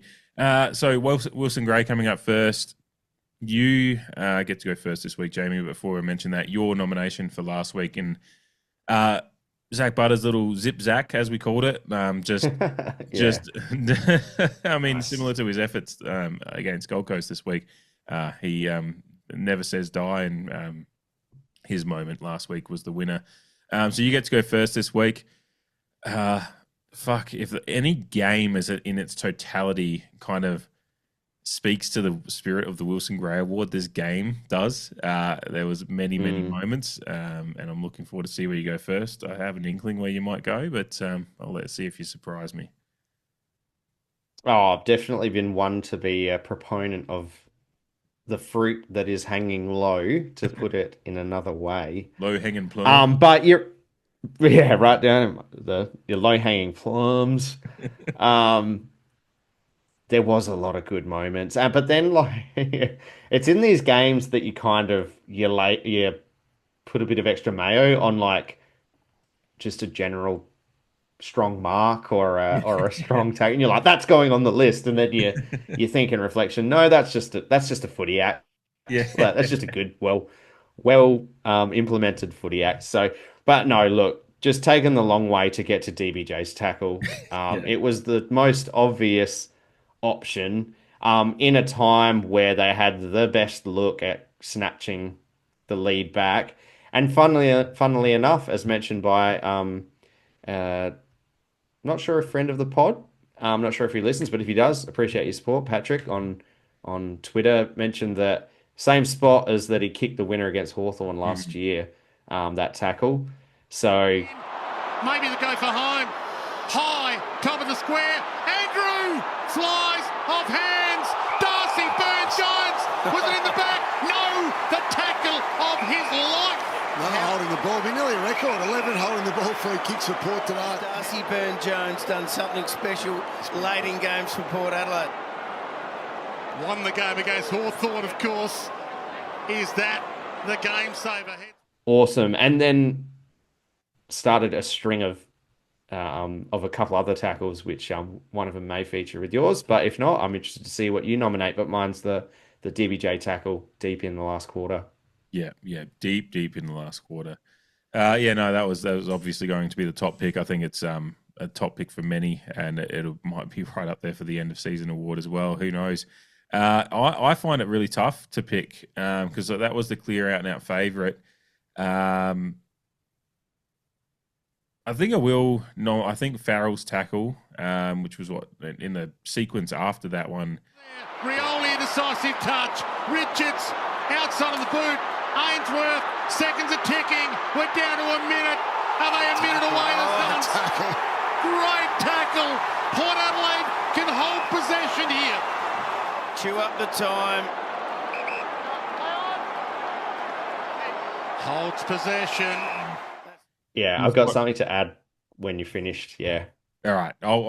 I'll say Farrell. I'm gonna nominate. I'll nominate Farrell's tackle, which was in the sequence after, just another great holding the ball tackle, desperation, and he just didn't let go and made sure that it was a well executed tackle as well by Kane Farrell. So well done to him. I'll let you go first before I go. There's two I want to mention just as honor rules, but I'll let you go. Yeah. First, it's off the back of that Farrell tackle. And because Ainsworth and Farrell, that ball, they were running towards the eastern wing, and they were running kind of in the general direction of where we were sitting, or where I was sitting. And it was that deep in the game, and I was looking at Kane Farrell running, and I mean, it was a little bit similar to when Rory Atkins came on the ground. I kind of knew why he's retiring. He looked a bit slow. Bit of a drive-by on Rory, but it was for it, like across the ground of players that had played the game from minute one, just the energy levels. And so Ainsworth and Farrell were running towards the wing, and I kind of saw into Farrell's soul a little bit, that it kind of said, and it doesn't really reflect this on the vision on TV, but I saw into his soul, and it basically said, this is the last effort that I can actually perform in this game of football. He looked, in his face, he looked cooked. Yeah. Obviously, like I mentioned, had a great game, was all over the ground, contributing well across the four quarters. But those are the moments that, as a fan, when you gain that perspective, and I may be looking too far into it, but like I said, it looked to me as if it was written all over his face that it was all the energy that he had left. And as it turned out, he actually closed the space fairly well. And Ainsworth kind of turned around, not like a boat, but he could have probably moved a bit quicker. And yeah, Farrell just grabbed him and pulled him down, completed the tackle. Another last-ditch effort to save what could have turned into a fairly open and unpressured entry inside 50. Mm. Yeah, because then from that one, from Farrell's, it goes down to it goes down to our forward line, and then they do get one more run forward, but it's a little bit more of chaotic. Just get it forward at all costs because of the fact that Farrell's able to take that time off the clock, get it down to our end, and they have to go the full distance. I wanted to mention that ball that comes into, I think one of the last ones. I can't remember if that's after all this. The ball comes in and Whitlock, like Aliyah's kind of battling and Whitlock gets in front. He goes down forward and just gets a tap in front of, I can't remember who was the Gold Coast Suns player, but Whitlock kind of gets his hand in there just to make sure it doesn't go into easy, clean possession. It was either Reed or King. Yeah, I was like tall son, but I can't remember which one it was. And so that was, I had that in my list as like one that was just, but it was probably, there was a little bit of like candy I was adding to it because it was Whitlock and he's a young player. So I was like, it's not. Yeah. Yeah. Because I did a bit of a similar thing because that ball ends up in Mac Andrews' hands and Lockie Jones just kind of runs through him a little bit and knocks the ball out of his possession. Yeah. And then, there's like 5 seconds left and we kind of recover the ball when the siren goes. But yeah, I added the Lockie Jones bit and I was like, that's getting chucked in there too. He's just ran through him, knocked the ball out. Yeah. That was going to be my next. That was going to be my other one as well. So that's oh, right. Yeah. Sorry to cut you off. No, that was good. It was very smooth because that was the other one on my list because that one was up for contention in some of the umpiring discussion because it was like, but then I think they played it on AFL 360. I can't remember if it was 360 with Razor Ray on there or if they were talking about it on the couch, but I think Gary Lyon's just like, that's good. I'm good with that one because he's just like he punches the ball clear and like Chamberlain explained it and said, no, that's play on. That's when a player takes possession of the ball, the player coming through, i.e. Lockie Jones in this situation, has the opportunity to tackle and in the process of wrapping his arms around and tackling, he's knocked the ball clear. The player is afforded the opportunity to complete the tackle because you can't just suddenly just not be holding them because you've already gone into the process of it. So he kind of says that the fact that Lockie Jones takes him to ground afterwards isn't illegal because he had the ball to start the tackle. It's not Lockie Jones. It's actually just such good execution from Lockie Jones that he's punched the ball clear as he's gone into the tackle as well. But was it Mac Andrew? Was it in that situation? It was, wasn't it? Yeah. He's taken the mark and taken possession of the ball. Lockie Jones has just executed the tackle so well, it's just popped the ball out, but he's afforded the opportunity to complete the tackle. So it was really great kind of insight into how to articulate what happened there. Because I was like, I know in my head, like common sense, like that was that was fine. But there was some people going, oh, did Gold Coast get stiffed at the end from a game-winning shot on goal? And it's just like, no. And like for them to articulate it that way in AFL 360, I was like, okay, cool. I knew that's what I was seeing, but I didn't actually know the rule book explanation of it. And it was quite good to hear Chamberlain kind of explain that way and how that kind of works in an umpire's mind. And for them to just go, play on. There was a few that they brought up. They were like, those were bad decisions, but it went both ways as well. So, that was cool. But good. It's just two good holding the ball tackles in the last 2 minutes of the game that are up for nomination, which is really cool. So it'll be interesting to see where people go. I think they'll go with DBJ, but hey, we'll see how it goes. We'll let democracy do its... Don't lead the witness. I'm not here. That's not even my pick, so... I know. All right, let's get to the goal of the week. Monfries has kicked a goal. Unbelievable. Haven't seen anything like that.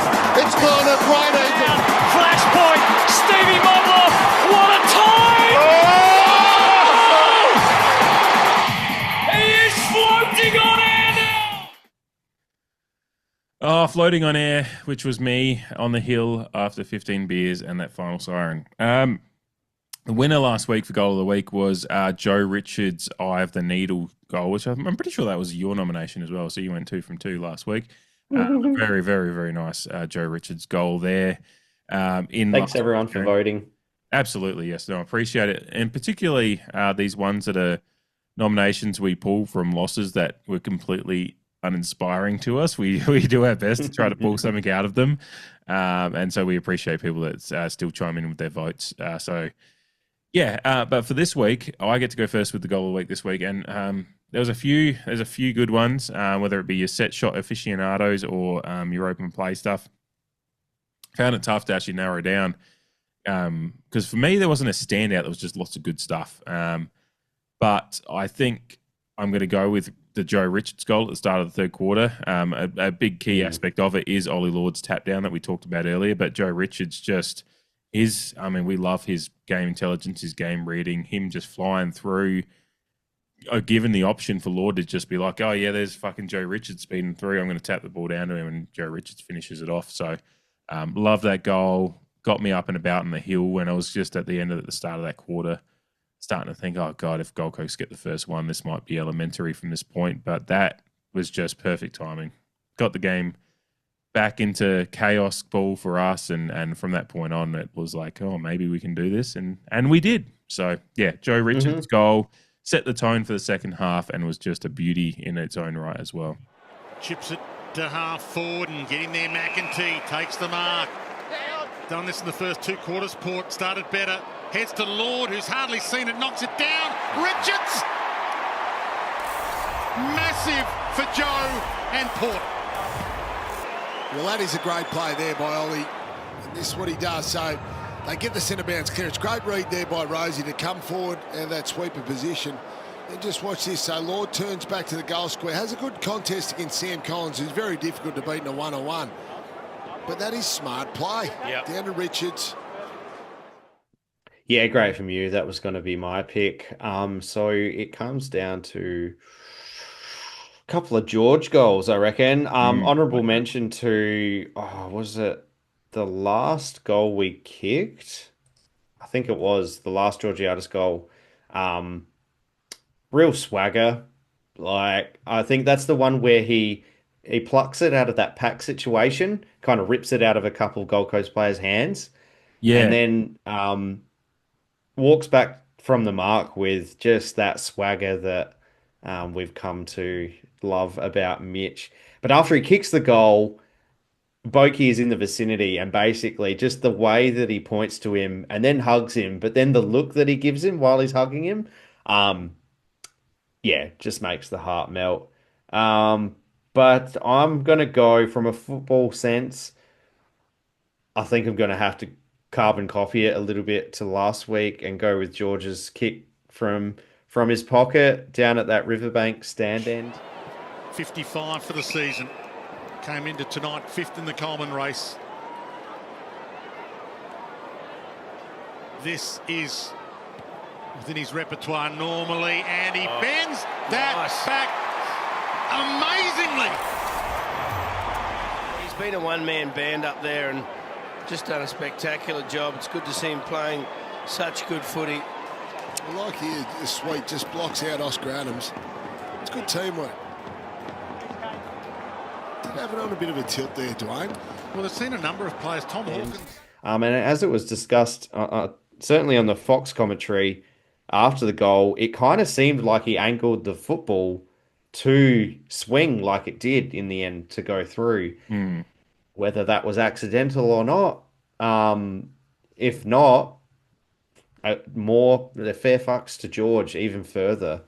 If he's got now developed the ability to kind of manipulate the ball a little bit, then that's great.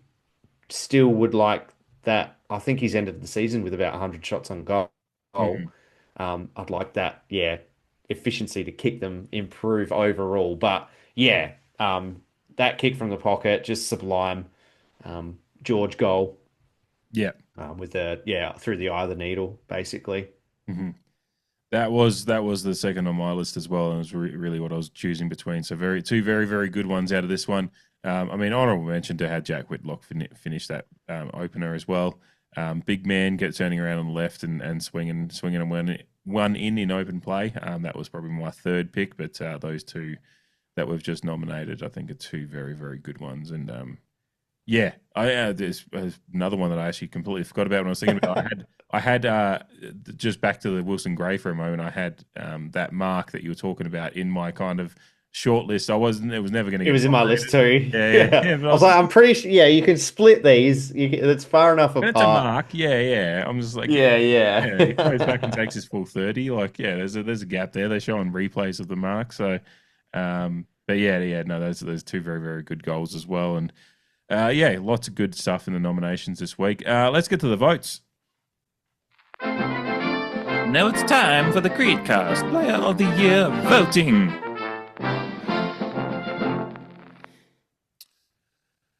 Jamie, you get to go first this week. This is our last vote of the week. I'll obviously be tallying these up, and we'll be, when we do our recording with Eddie next week, along with the so just to backtrack actually for a second, Wilson Gray and the goal of the week.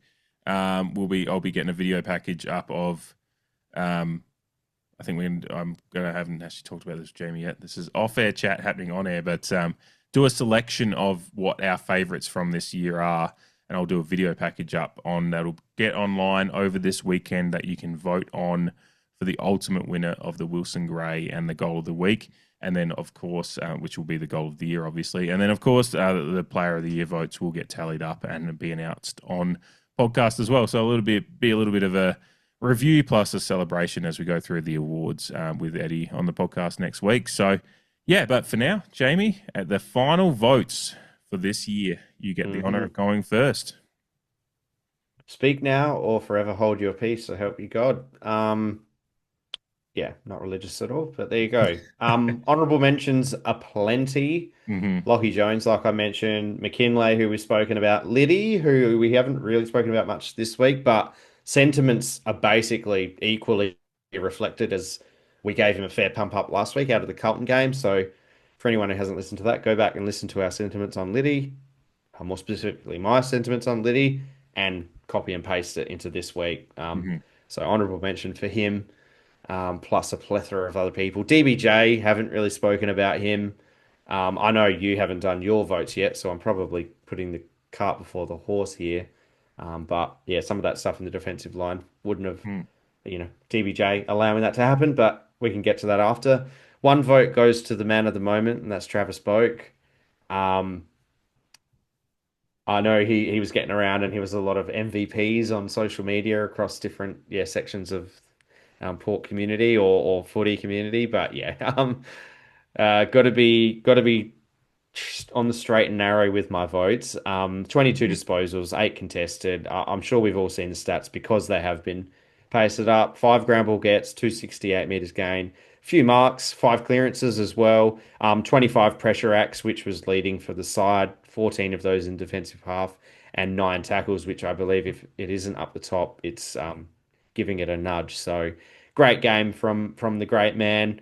He clearly put every last drop of effort into his last kind of month of football as he was coming to the end. And in the post-match presser, they asked him, like, you finished the season pretty well. Do you think you could go on? And he's just said, no, I'm cooked.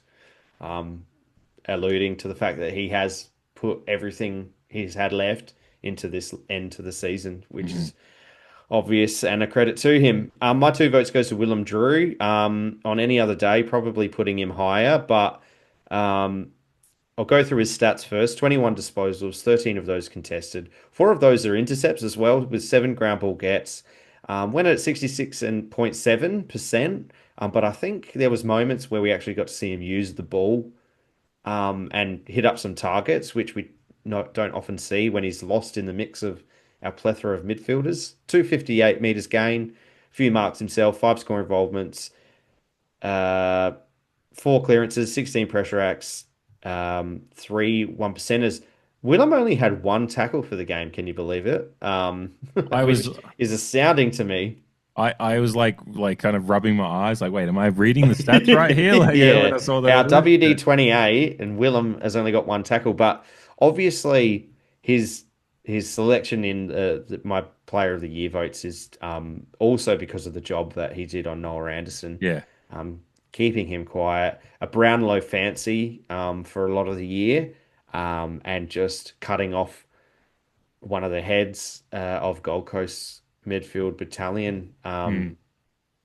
Good Willem game. He's had a good couple of weeks in certain regards, and he's had a bit more freedom or some changing of roles to allow him to display more of what he can do, because he's kind of been a bit lost for major portions of this year. I think our WD-28 haven't been able to use him for all those creeks and sticky midfield. Yeah, I know. Whatnot. Moving on, 3 votes goes to Mitch Georgiadis. He is the man. He said during preseason in a news presser that he wanted to be the man in the absence of Charlie Dixon, and everything that he's then gone on to do this year has only replicated what he said. 15 disposals, 5 contested. He was actually using the ball at just under 87%, 284 metres gained, 6 marks, 2 of which were contested. He's kicked a bag of 4 goals, 1 in his 8 score involvements. I think I've got that wrong because you said 6 before. No, I said 8. 4 inside 50s. Oh, did you? Yeah, okay. Yeah, right. 8 and 15 pressure acts. So, what an amazing footballer Mitch Georgiades is. And what was it? 1 goal to half time, and then he's just kicked the 3 after half time. Kicks 1 in the third quarter, and then the 2 crucial ones late in the game. That's I'll let you finish your votes, but that's so much to real champing at the bit here to profess our love. 4 votes goes to Connor Rosie, 34 Ds, 7 contested, 5 ground ball gets, 630 odd metres gained, 5 marks. He kicked a goal, 6. He had the 6 score involvements, 6 clearances. Just a real stocking stuffer. Well, I mean that probably denigrates it a little bit. Just a Christmas tree full of presents in Connor Rosie's stat sheet. Oh yeah, that's the PS2 with Tony Hawk's Pro Skater 4 under the Christmas tree in 2000 and fucking whatever. Yeah. Or Kingdom Hearts for those alternative kids. I'd like to add I had both. So really lock it in there with the PS2 chat. Zach Butters is my best on ground to finally finish my votes. Another Christmas tree full of presents. Another PS2, maybe Need for Speed Underground as on this one. And that was Zach. We've all seen his stats. It's a partridge in a pear tree. Yeah, I mean, if Connor Rosie's like the PS2 with Tony Hawk's, like Zach Butters is the Christmas a couple of years later when I got Grand Theft Auto San Andreas. Yeah, of course. Yeah, man, we could be here just kind of categorizing famous PS2 games now, and attributing it to Rosie and Butters games. Yeah. Oh man. Yeah. Yeah. No, Butters' stat line is unreal though. Sorry. Yeah. PS2 and PS2 games. I just had Candle in the Wind playing in the back of my head because mine is long gone.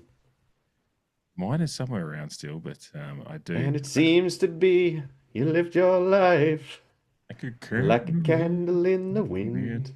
Oh, it just makes me think of fucking Princess Di's funeral because I think he played, that at the funeral. I think I know he did because I had to fucking watch all that shit because my parents are loved obsessed with the monarchy. Yeah, and she was a nice lady. And look, getting a bit carried away. Random side note: it was just so funny. Like my wife being American, shout out Andrea. She was here when the Queen passed, and there's no disrespect to people passing or whatever, but my wife is just and she's watching all the TV coverage, and she's just fascinated. She's like, what the fuck? What the fuck is this shit? She's like, it's just, you guys, there is other news happening right now, and it's just wall to wall, Sunrise sending their reporters to London, and it's just that's all there is. And my parents are like, oh, she's really important. And Andrea's like, why? And my parents are like, well, she's the Queen. Andrea's like, why is that important? They're like, she's the Queen. We ditched her centuries ago. Yeah, we threw some fucking tea in the ocean or whatever, and tea in the ocean. Yeah. Fuck you. Anyway, oh god, massive side note. Never mind. But yeah, it's just funny. All that stuff I find quite fascinating. How different people read what's going on. I should do my votes too, because I do have a point. Yeah. How about it? I do have a point of difference in mine. So my honourable mention, and he was in my votes for a bit, and he kind of got squeezed out, is Willem Drew, which I felt really bad about because I actually really enjoyed his game. Like all your points are correct. He has had a nice bounce back over the last few weeks from kind of that wilderness he found himself in, and I really enjoyed it. I think this was one of his best games of the year. I think Carlton, he had a pretty good one, and there's been some patches here and there, but not last week's Carlton game, the one at Adelaide Oval. But I couldn't quite get him in there because I really wanted to reward, and I've got DBJ in my one spot. Oh wow! I really enjoyed, and I brought him up like an idiot. That's why I was just smiling. I was like, yeah, no, I am going to bring him up, but I'm glad you had him in your honorables. Like 83%. Disposal efficiency out of his 18 disposals. He had 5 marks, and 9 intercept possessions. He had 4 inside 50s, 3 rebound 50s, going back and forth a little bit. He had almost 350 meters gained. He had 5 score involvements, and obviously just that tackle is a big part of it. But it's just like I think he just applied himself well at both ends of the field. Like he was just everywhere. Like it was real kind of. I'm not even sure it's a vintage DBJ game because we either have the memories of him as a backman or a forward, and he just felt like he was actually a bit everywhere. Like he was doing a bit of both ends, and obviously more down back. But I think I really enjoyed his game, and I wanted to give him a bit of reward because he is, again, sometimes gets maligned. Like as soon as we had a bad patch over the last month, he had people going, "Oh, DBJ needs to be delisted at the end of the year." It's like, why do we fucking do this? Like he's a good player. Yeah, so I had to get him in the votes, and I think having that amount of disposals, playing the kind of role he did, and still getting some decent disposal efficiency was very, very nice. In my 2 spot, I had Boak in the 1 spot for a bit, then I was just like, when I just saw 9 tackles, I was like, I am only a few months older than Boak, and I am in so much pain all the time with a few little ailments I'm dealing with. And so when I saw Boak had 9 tackles and 22 disposals, and I was just like, you can get fucking 2 votes because I'm hurting just reading these stats. So, and for him just to lead the way he did on the day and just kind of, I'm sure it was probably a very, very emotional day for him to kind of lock all that in, deal with all the crowd noise and all that noise of affirmation, and which was very, very positive for him, but actually lock into the game and what was a very, very competitive game. Even another aspect of my getting him up to 2 votes, the fact he's getting involved in the niggle and the flying the flag stuff, and he got involved in that again with McAndrew and earlier in the game. Yeah, love that he's been involved in a bit of that over the last few weeks. So good stuff for Boak. My 3 through 5 are the same though.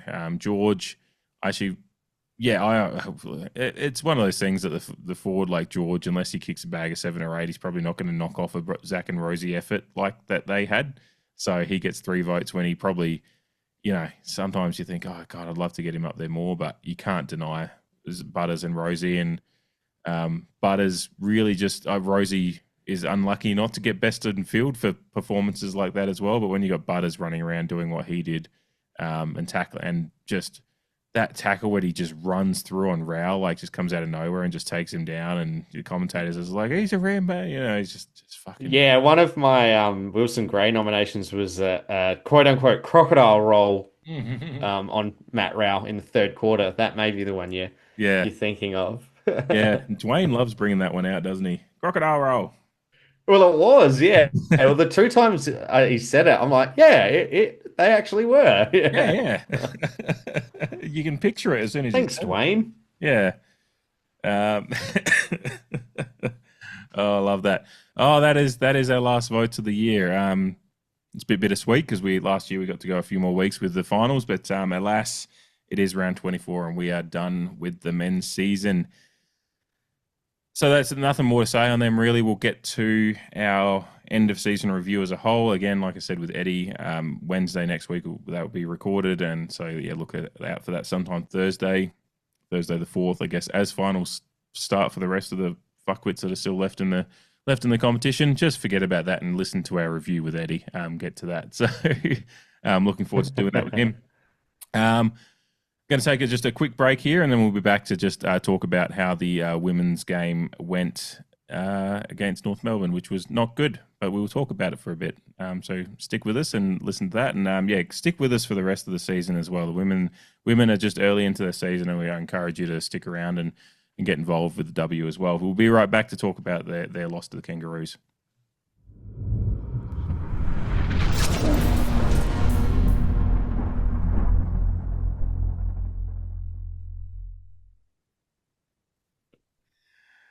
Alrighty, and we're back to wrap up what happened with our Port Adelaide women's team going across to Arden Street Oval on Sunday afternoon this last weekend. Unfortunately, as I posted on the socials, it is a real stark reminder as to where we are versus where we want to be, with the Kangaroos running out 13-9, 87 to our 2-3-15, a 72-point win to North Melbourne. So more or less feels pretty similar to how the prelim final went, and as well as our game against them earlier in the year last year in some driving rain. Jamie, you watched the game. I had to work, so I've caught most of a replay, but you watched it live. First thoughts, how are we feeling watching that one? Watching the replay for me, just real one-way traffic, and really just a stark contrast in what a proper AFLW outfit is at the moment versus one that's still very much in development. Yeah. So in my preview on Friday, it would have dropped for people listening, and for those that did, appreciate your support. First solo show in our time together, so appreciate that. But also, just want to highlight the end. Thank you. I just want to highlight the end of that preview to the AFLW game. I provided my thoughts on the Isaac Rankin decision and the aftermath of all that.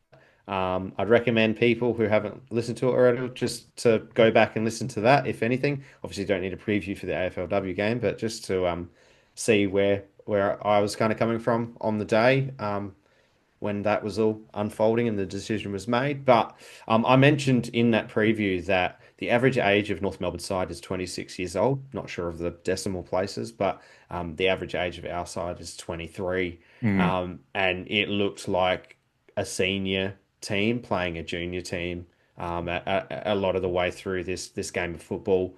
North Melbourne are basically, farming experienced players from the competition.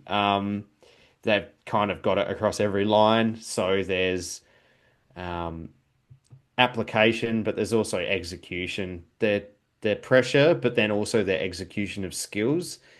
It was just chalk and cheese on the day. In saying that, though, I thought some of our transition out of the back line, which, to be fair, it basically lived in for the majority of the match, I thought we created some chains which were an improvement on last year and the 2 years before that, to be honest. And I thought where we actually severely let ourselves down was just the last 1, 2, or 3 kicks in the AFLW game. Once we brought it to the centre line again, we just fell in a heap trying to deliver inside 50 with any potency or with any real clean execution, which I think was the most disappointing part. We tied ourselves in knots a few times. I can cop that with where we're at in comparison to North Melbourne specifically. But our work rate was severely tested. But more importantly, I personally felt that amidst all the scoring that North Melbourne were doing, I felt like we did generate some good passages of play or scoring chains from the back line through the likes of Brooksby, Ella Heads, Tegan Jermack, Sinead Goody, but we just didn't capitalise on absolutely any of it. And the couple of goals we got, the first one was we actually did benefit from the chain linking up perfectly well across the board and then letting Gemma do what she does best. But yeah, I think that was the most disappointing part of it. I mentioned in my preview that if we could keep them to 30, that would probably be expectable, the margin that is, because that's what Geelong managed to keep them to. Because I think we're in a bit of a competition where it's like, how much can you restrict North Melbourne? Yeah. And in the end, yeah, we lose by, what is it, 70 odd points, a bit more than that. Oh no, it's much less than that actually. So disappointing that the margin blew out the way it did. Our defense was under a lot of heat for the entirety of the game, and when you put it into perspective, a bit similarly to our men's team, I thought they actually held up relatively well. I do also think that our tackling pressure was at a good level for the entirety of the game, and that was actually commented on during the telecast of the game. It's very easy for a younger side in comparison to drop their heads and let the effort go away. It's kind of horror story where the margin could have got if we stopped kind of going at the ball and tackling the player. Because I do feel that we kept at least our tackling pressure up for a lot of the game as well while the chaos was unfolding. Mm-hmm. Yeah, well, I noticed when I was watching the replay, the tackle count was, I think we were down on the tackle count a bit after the first quarter, and then we've actually ended up winning it by 2. So, I mean, it's one of those things that we talk about with the men's as well. And so it comes to, like, we did have 80 less disposals, so we should be up the tackle count. But the other factor in it, comparative to the more developed AFL men's game, we are still such a young raw side that's still kind of learning structure and a lot of those things. And we do want to continue that development and continue it at pace. But sometimes it just North Melbourne just being such a unit of a team, and as you said, that experience is quite telling. The way they just get runners in open space, like it's hard to tackle. Like their disposals are helped by the fact they just get goals in just space and run, and we probably would have more tackles if we could have gotten closer to them at times, and that just speaks to a lack of still a developing structure and certain aspects of that. I know you watch the game live, so you probably get a little bit more of a detailed eye to that, but that's just my little cursory look at the replay that I had. I just saw it as a team that actually just couldn't at times get close enough to. It's just you'd have a couple of girls get pulled to the ball, and North Melbourne just see that, and even to like Jim. That's a point that I was gonna make, is that I feel that we're still getting 1 or 2 players too many sucked into contests, and we saw it in the game against Freo in round 1. Their ability to find a player generally always on the outside, and part of that would be tactical, shifting wingers around and allowing +1s in various spots on the ground. But I do feel that on too many occasions, 1 or 2 players extra are getting sucked into contests and have no impact on the contest, and therefore, like you mentioned, are nowhere near opposition players that end up with the ball. Yeah, and then it's just, there is some special players in the North Melbourne side, and when you see like Jasmine Garner, so many, it's ridiculous. Yeah, I mean, Jasmine Garner was very, very close to winning the league best and fairest last year. I think she was second. Was she second behind Marinoff, or I can't recall, but I remember. I can't recall off the top of my head. It was fairly contentious. Yeah, it's always contentious when a crow wins. But then, yeah, I mean, the way she peeled off the pack for that, and those are some of those things that I think Kate McCarthy brought it up in the commentary. I do like her work in commentary, by the way. She kind of said, you just like, if you're a side like Port coming in, wanting to find ways to, even just stay close in a game like this, letting Jasmine Garner get a free run at a clearance or roving off a clearance and then a snap on goal and pretty much uncontested is just not the way to go about it. So there's some of those things, and I think I've seen that a little bit of that, whether it be against Freo and that round 1 win for them, or even the practice match against Collingwood at Alberton. Just some of those opportunities we're giving up at the moment a little bit too often, and so I'm still curious as to where we've gone, like what we've focused on in the preseason as far as some of the skills and positioning versus as like I think we're still a developing side, so I'm not exactly sure where I'm going with this, but like some of the real defaults we had in this game was just like the disposal efficiency is still just quite and the, I mean, just the penetration of some disposal and the panic with the ball that we have at times was still quite reminiscent of early last year, and then beyond that into the first couple of years of our AFLW existence as well, is a little bit. And look, we've got to be cognizant of the fact that, and I mean, I'll bring it up now.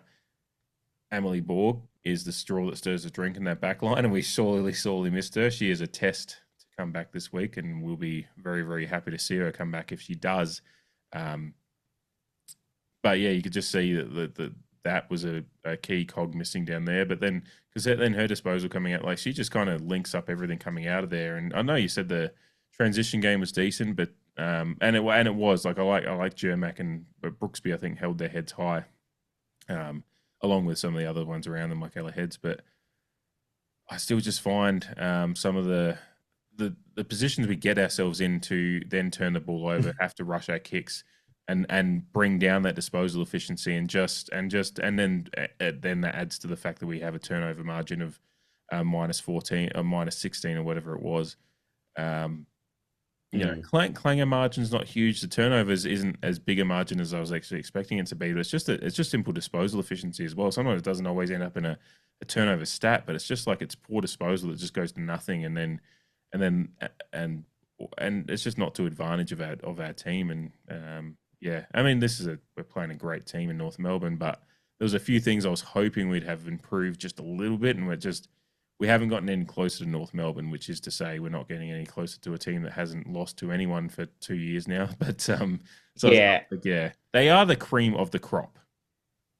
Yeah, and another thing to be cognizant to is that we are not scraping the bottom of the barrel from a team selection point of view, but like you mentioned, if you're adding a Borg, if you're adding Hammond for her work rate, JC, Piper Window, Julia Teakle, Caitlin Wendland to that side, I feel like we're putting up a much, much better effort and therefore execution as well. All things like Alyssa Brooke, I mentioned in my preview, she'd probably spend more time back. She did. Great lessons for her. She had a few moments to be proud of. A lot of work to be done by the back line. And then Alyssa Brooke, who I think has played 5 games, maybe, Saturday included. Or was it Sunday? I can't remember. Hazy weekend. So yeah, this is a full strength North Melbourne side there and thereabouts. I think they said, what was it, 16 or 18 of their premiership players were playing on the weekend. So, and yeah, we're an up and coming side that clubs will respect more based on where we finished last year. But we're just kind of battling to start this season to get it together. I think I wanted to gauge your thoughts on the 2 most recent debutantes. Sorry, 2 specifically in Patterson and Sowden. I mispronounced that last week. Commentators pronouncing it as Sowden. Just on their 2 games specifically. And then obviously there was Chloe Gaunt, which I have a couple of comments on the way we move forward. But yeah, just Patterson and Sowden. I'm interested to see how you thought they went. Yeah, I've got to be honest, like Patterson's game, I have to admit I was watching the game a little bit distracted because I was trying to do my notes for the podcast at the same time because I had limited time. I liked Patterson's... I'm sorry, I'm thinking of Sowden, actually. I liked Sowden's game. I don't think the problem with a lot of these players, we don't get enough. They don't get enough of the ball to get a real good gauge on them, and they're often they're under so much pressure. I liked Patterson's pressure on the both of them. I like their tackling and their application to it. It's just I don't have much else on them at the moment. Didn't get enough data for me, and I didn't get a full replay in. I liked Sowden was the one that kind of stuck out to me more, which is funny because I think Patterson actually probably had a statistically better game, maybe. But Sowden's the one that stuck out to me. I liked her. She's sticking out to me. I'm sorry, I don't have honestly too much on them. Yeah, that's cool. So, That's cool. um, I liked both of their games in the context that they were a first, second gamer. mhm. I thought Patterson debuted how I hoped Soudan would have debuted against Fremantle. She Yeah. seemed to hit the ground running a bit more from the get-go. And I think there was a couple of passages of play where she kind of took on a couple of tackles and broke through, or sidestepping opponents, which I Mm. liked. Again, maybe a bit more reflective of a pathway player. But I thought Soudan seemed a lot more comfortable, albeit amid the chaos going around Mhm. everyone.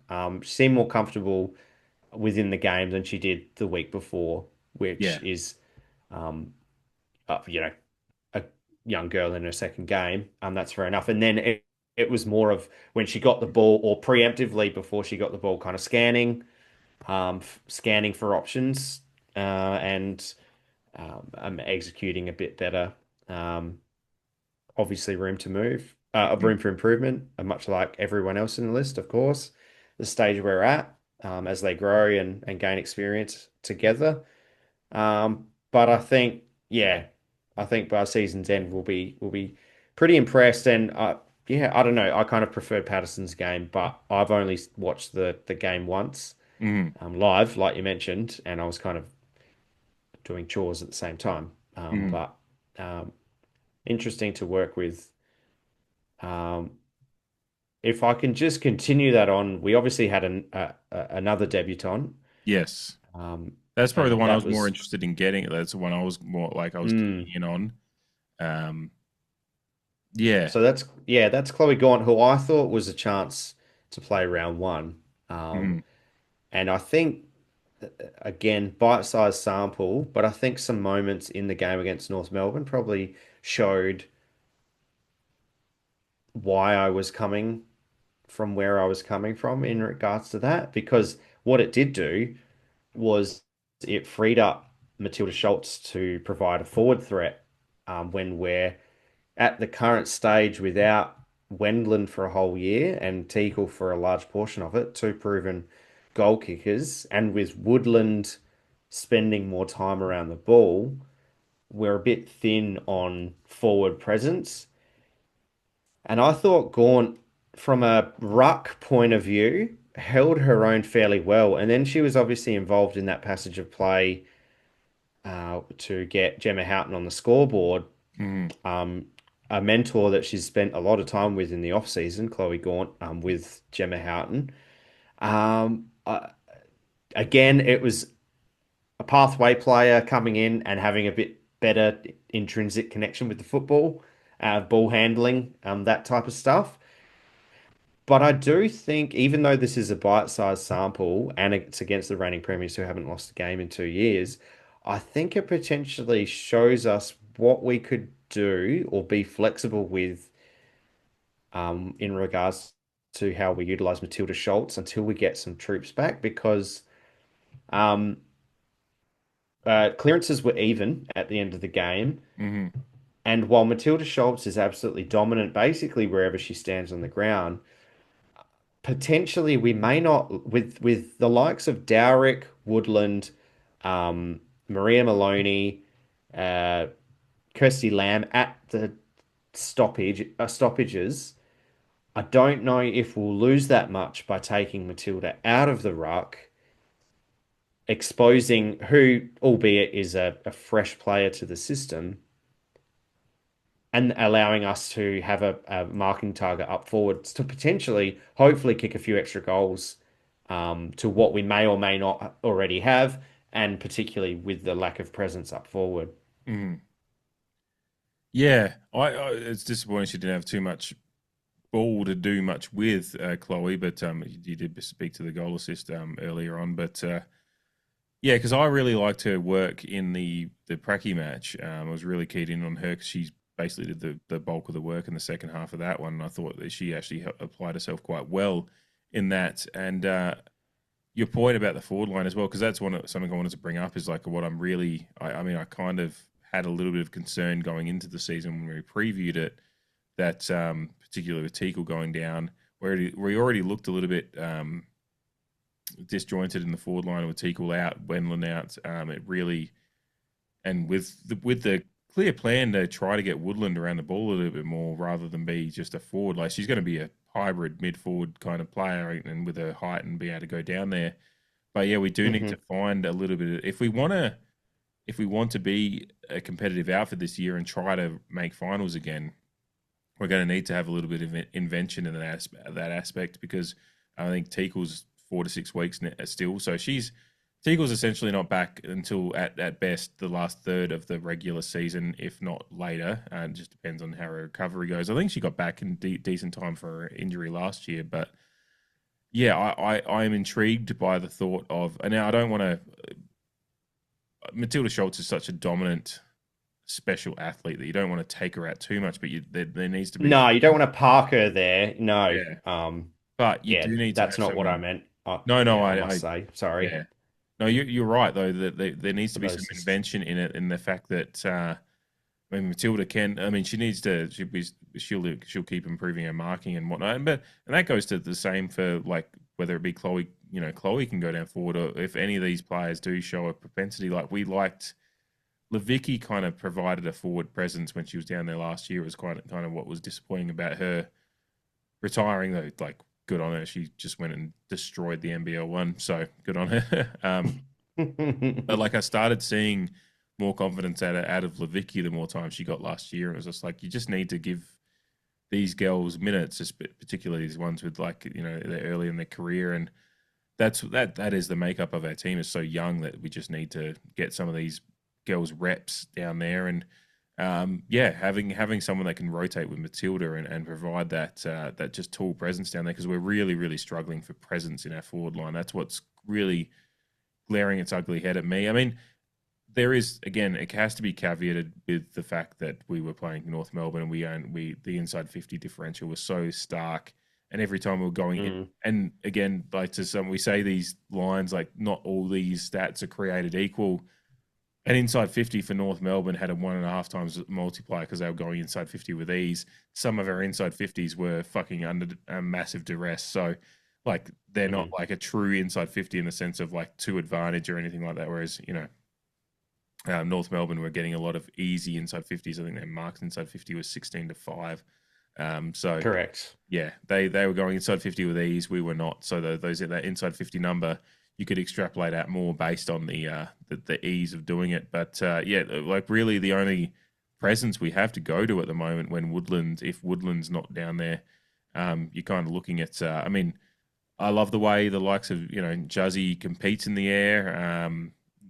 A lot of the girls down there compete, but Gemma Houghton's the only true kind of big forward down there at the moment that's consistently down there. So, depending on which other, whether it's Matilda goes down there or one of the more inexperienced types that are down there as other tools coming in. But you're right, we do need to find some invention there, because that's really going to be, once we start getting into this period of games that we hope that we're going to be a little bit more competitive and win some, that's where I'm concerned, is that some of these games that we're thinking, we should be going into a patch of winning a few of these.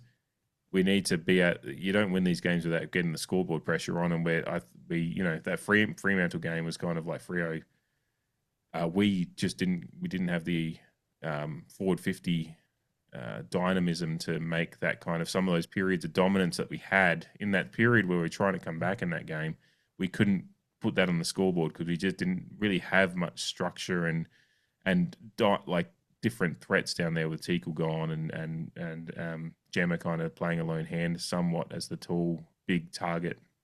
And then, unfortunately, the disposal efficiency coming inside 50 from the midfield isn't exactly stellar at the moment either. So that compounds the issue going inside 50 as well.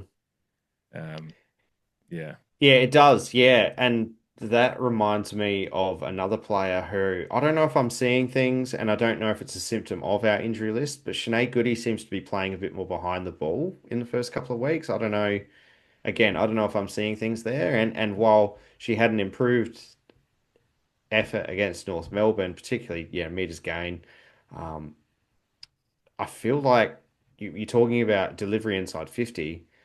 I feel like her in and around the midfield area is something that can definitely help that. And we saw her rack up good disposal numbers last year, being around the ball a bit more often, getting the ball to her because she does make good decisions generally, and she does kick the ball relatively well on more occasions than not. But I feel like perhaps again, I'm not sure if if it's symptomatic of our woes on an injury front, or potentially trialing her out in the back third for more disposal efficiency rebounding. So like with already having the likes of Brooksby, he's a good user, or a long kick at least, and having Shanae, maybe it's a ploy along with Ella Heads to make sure that we're rebounding efficiently.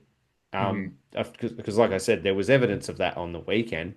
It's just once it got to the mid third, we kind of butchered it. So yeah, are you robbing Peter to pay Paul a little bit? It's all well and good to get it out of your defensive zone, but when it gets into that transitional zone where you could, should, or would be attacking inside 50 or inside 30, we don't have the ball users or the number of ball users to complete that work. Yeah, I've been a little bit perplexed by the use of Shanae so far this year as well. Like, and to your point, like maybe it is trialing something for some, link up play coming out of defensive half and going forward. But she kind of burst onto the scene last year for us in that opening round showdown, and with just great burst from center and going inside 50 with some really nice kicks, and she almost kicked a couple of goals. And it's just her part of the reason we almost could have won that showdown was her kind of forward half stuff, forward of center, really, her work there. So, and considering when you've got Brooksby and Jermack and Ella Heads coming coming through the middle, and I feel like there's players there to provide that link up. Like Shanae can kind of maybe a bit more forward of center, and kind of help that game going inside 50, because we've talked about it at length last year, and I'm sure we will this year again, about her kind of having that modern AFL style kick. She clearly has kind of grown up with the game and has a real good action, and you can see, and that's what aids her having a decent disposal, despite this game being not a great one for us overall. She has, 63% is not fantastic, but it's for a young player early in her second year, and she's often hits those higher numbers, I think, and she tries to bite off a lot too. That's a part of it as well. Like, she does genuinely go for some good kicks and try to bite some things off. So yeah, I think she had 9 or 10 disposals last week. She had 11 this week. I'd like to see her getting up to those. I mean, we're not getting massive disposal numbers these first few weeks anyway. Like, our leading disposal getter this week was Dowrick with 19. And I think it was almost more or less exactly the same last week. So we're not getting high disposal numbers, but I'd like Shanae, I think she debuted with 15, 16 disposals, and I'd like to see her getting up to that number at least again, and getting a little bit more opportunity to provide some threat going inside 50. Agreed, obviously. Yeah. I liked Ella Head's game. I was really Me too. impressed with that. I think we've found one, or not found one in her. She's you can understand why we courted her. Because she is a good user of the ball. She can take a mark. But just on the topic of marks, sorry to go away from her. I mean, she had intercept possessions, contested possessions, so she had a real well-rounded game considering her second game within our football club. But yeah, it's taken the 4 marks and not the only one. I guess another feature of our game, again, if you want to peel some layers and try and look for some positives, is last week. Yeah.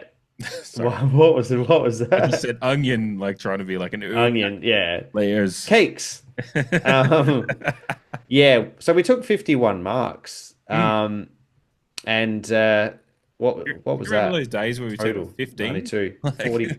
Yeah, so that's where I'm getting at. Maybe, and again, I don't know if this is a tactical decision to try and retain the ball a bit more, funnily enough, with much less disposal in the end on both games, or if it's just a natural progression of skill in that particular skill. But yeah, last year we would have been cock a hoop with 50 marks, and then 41 in the Freo game was also head and shoulders above some of the games we saw last year. So again, it's helping us bring the ball up a bit.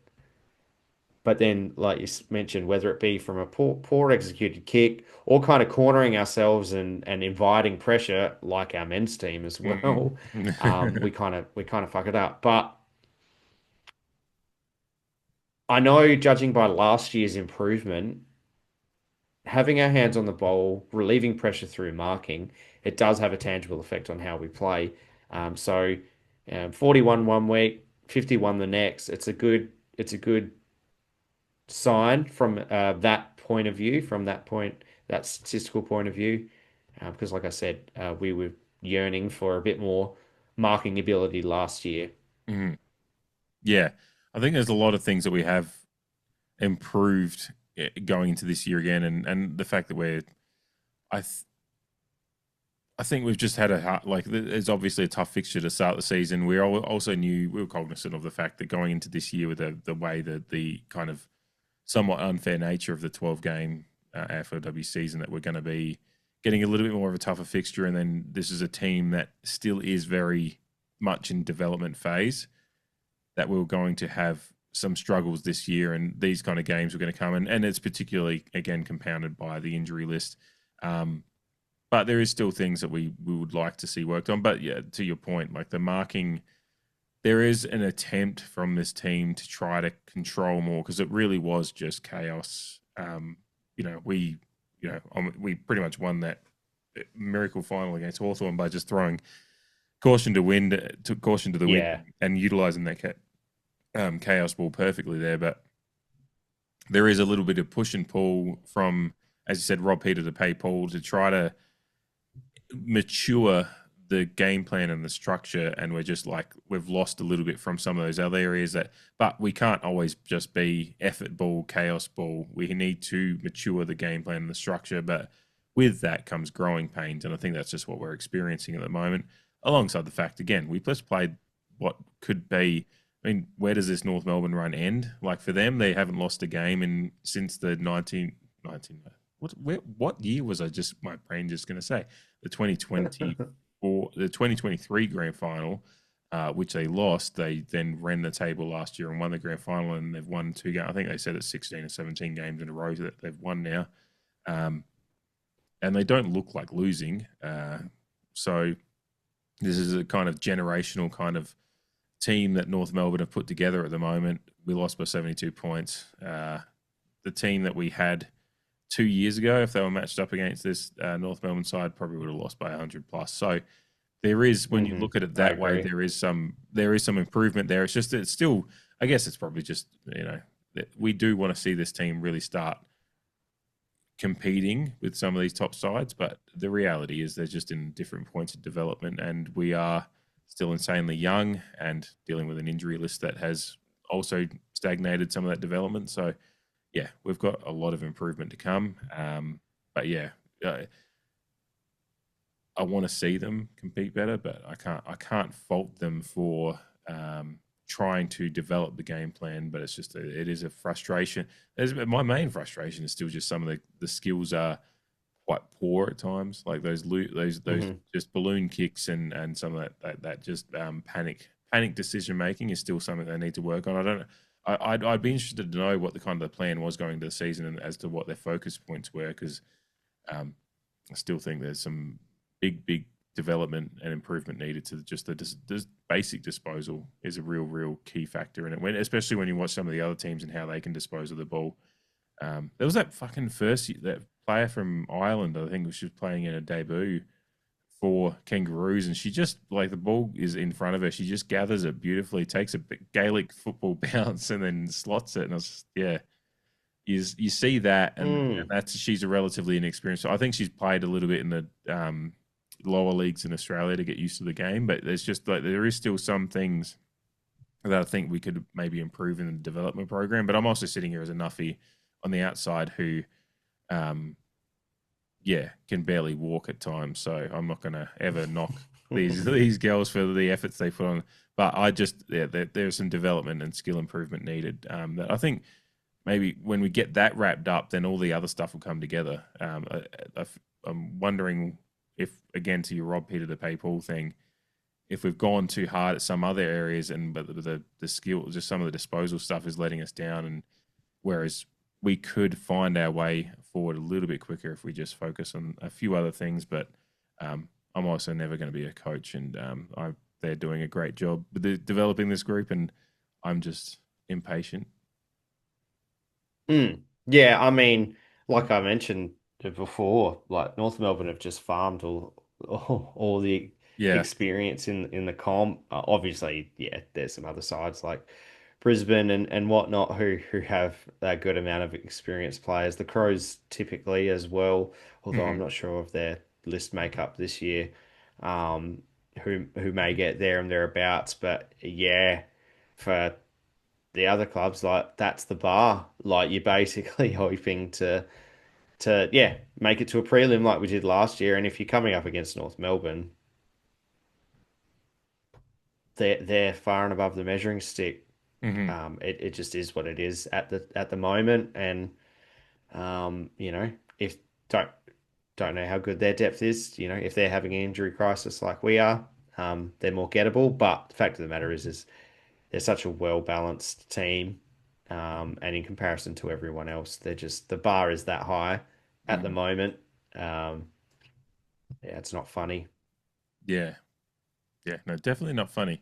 There's a Port fan watching them this week. I'm trying to think. Did I have anyone else I wanted to focus on? Probably not. I think I'm good to get to the votes. But yeah, it was a disappointing loss, but hopefully we can find some joy this week against Gold Coast. But we'll get to the votes and then finish off with just a look ahead to what we've got coming up this week for the ladies. Now it's time for the CREEDCAST Player of the Year voting.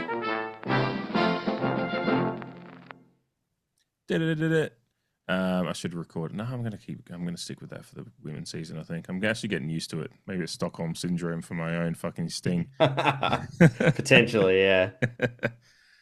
I get to go first this week on the votes, and it's always interesting after a game like this what you kind of reward and how you discern the performance down. But there was a few. I actually found it difficult to narrow down the one spot because there's a few honorable mentions, but I'll leave them once you've gotten to your votes after I've done mine.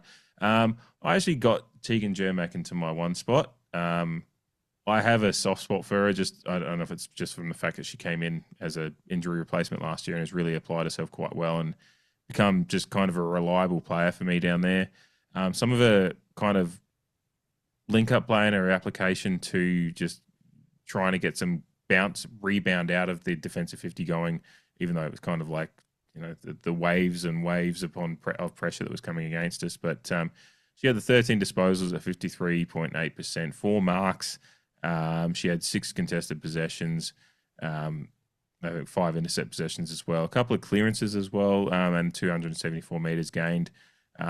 Just kind of liked what she did. I can't really. It's coming out of a loss like this. It's hard to kind of quantify how important it was because we lost by 72 points. But I thought she kept on keeping on, and I enjoyed her game. I often do. She's just one that sticks out to me. And again, a soft spot maybe for the fact how she kind of ended up in our team and the fact she's actually kind of ingratiated herself into it as a kind of almost like it'd be interesting to see when we're at full strength where she ends up. But like at the moment, I think she's still like almost in our best 22, 21. So yeah, I really like Tegan Jermack's game. In the 2 spot, I've got Matilda Schultz. I think she's at a hiding to nothing in games like this because she can't truly kind of reach like Super Saiyan Matilda when you're playing a team like the Kangaroos, and she has to kind of battle in her ruck role as well as but she's always right up there in the contested possessions with 12 of those in this game out of her 16 disposals.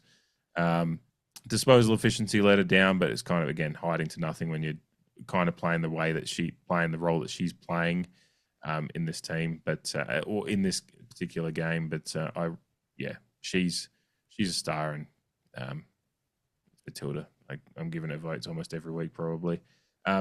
I gave 3 votes to Ash Woodland. I think her disposal was quite horrible at times in this one, but I think she also, again, it was partly down to the role she was playing. I actually think she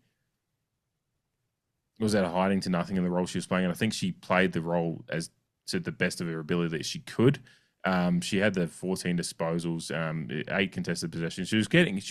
She tried her ass off in this game, which is what I appreciated about it more than anything. I actually don't have much to write home about it, like with her disposal and some of those things, but she had 7 tackles, which I think led the way for the team. Which I kind of put a lot of stock in that. She had a couple of clearances.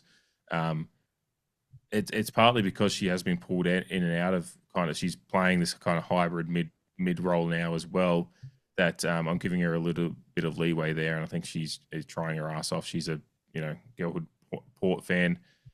She's certainly putting the effort in there. It's just a game that unfortunately disposal wasn't there, but I think she tried her ass off, and a game that we lost with 72 points. That's all I can ask for. I've given the 4 votes to Ella Heads. She's really, really impressed me in the first couple of weeks, and even the Pracky match a couple of weeks back before that. She went at 66% disposal. I think she's that's probably the first thing that stood out to me in these first few weeks, is her disposal is really, really good. 15 disposals. She had the 8 contested possessions as well. She had the 5 tackles, 4 marks, 3 rebound 50s. I think 6 intercept possessions as well.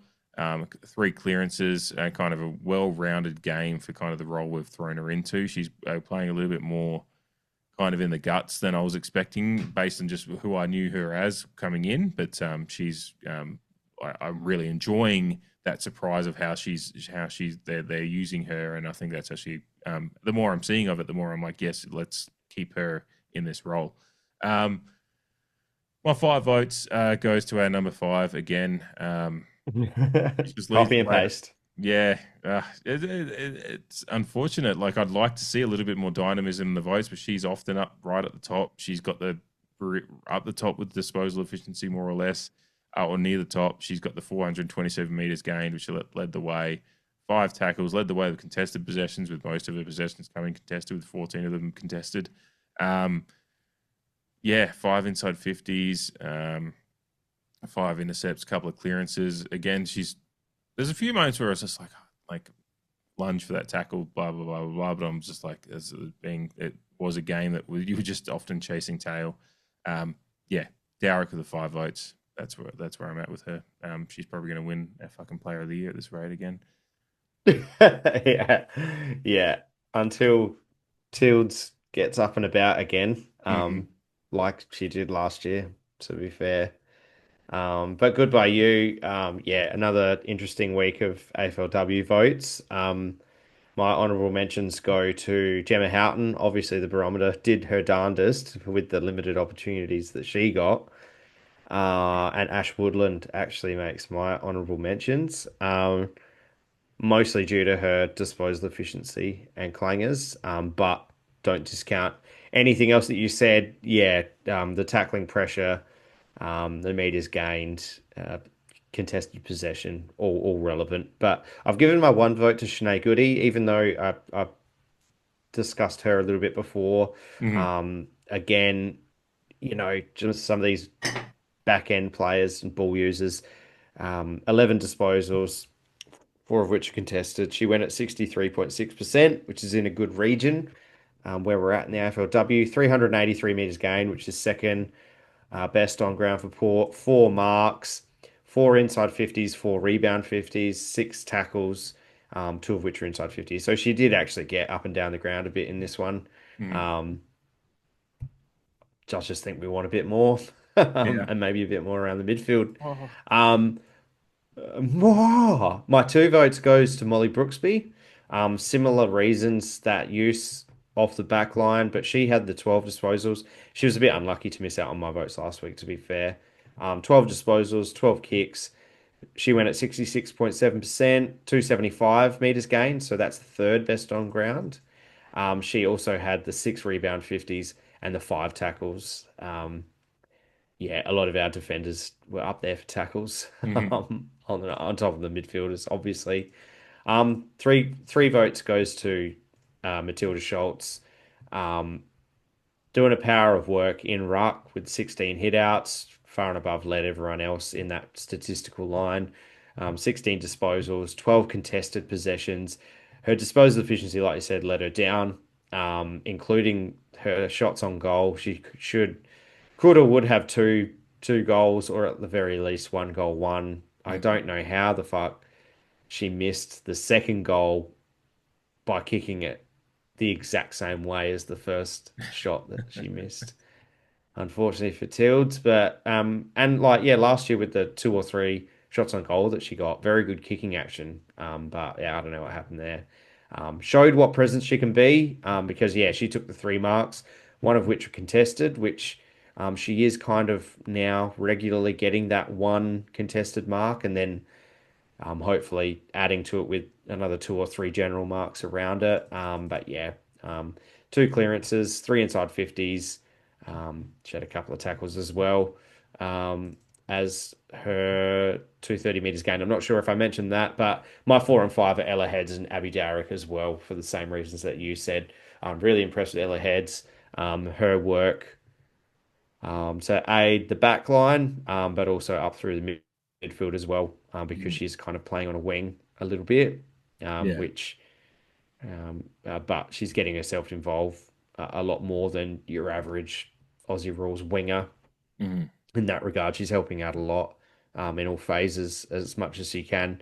And Abby Darrick is just our resident number 5 vote here at the CREEDCAST.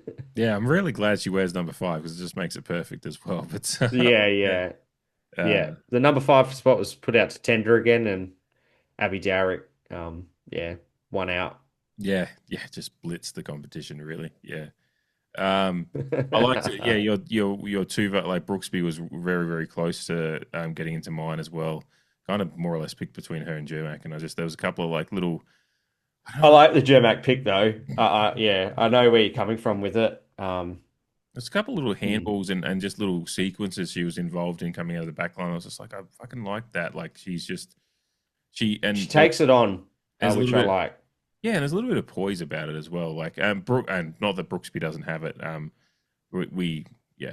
Brooksby's been a revelation since she came into the side last year. So, 2 very, very good ones to have back there. And I'm glad we kind of both got them into the votes.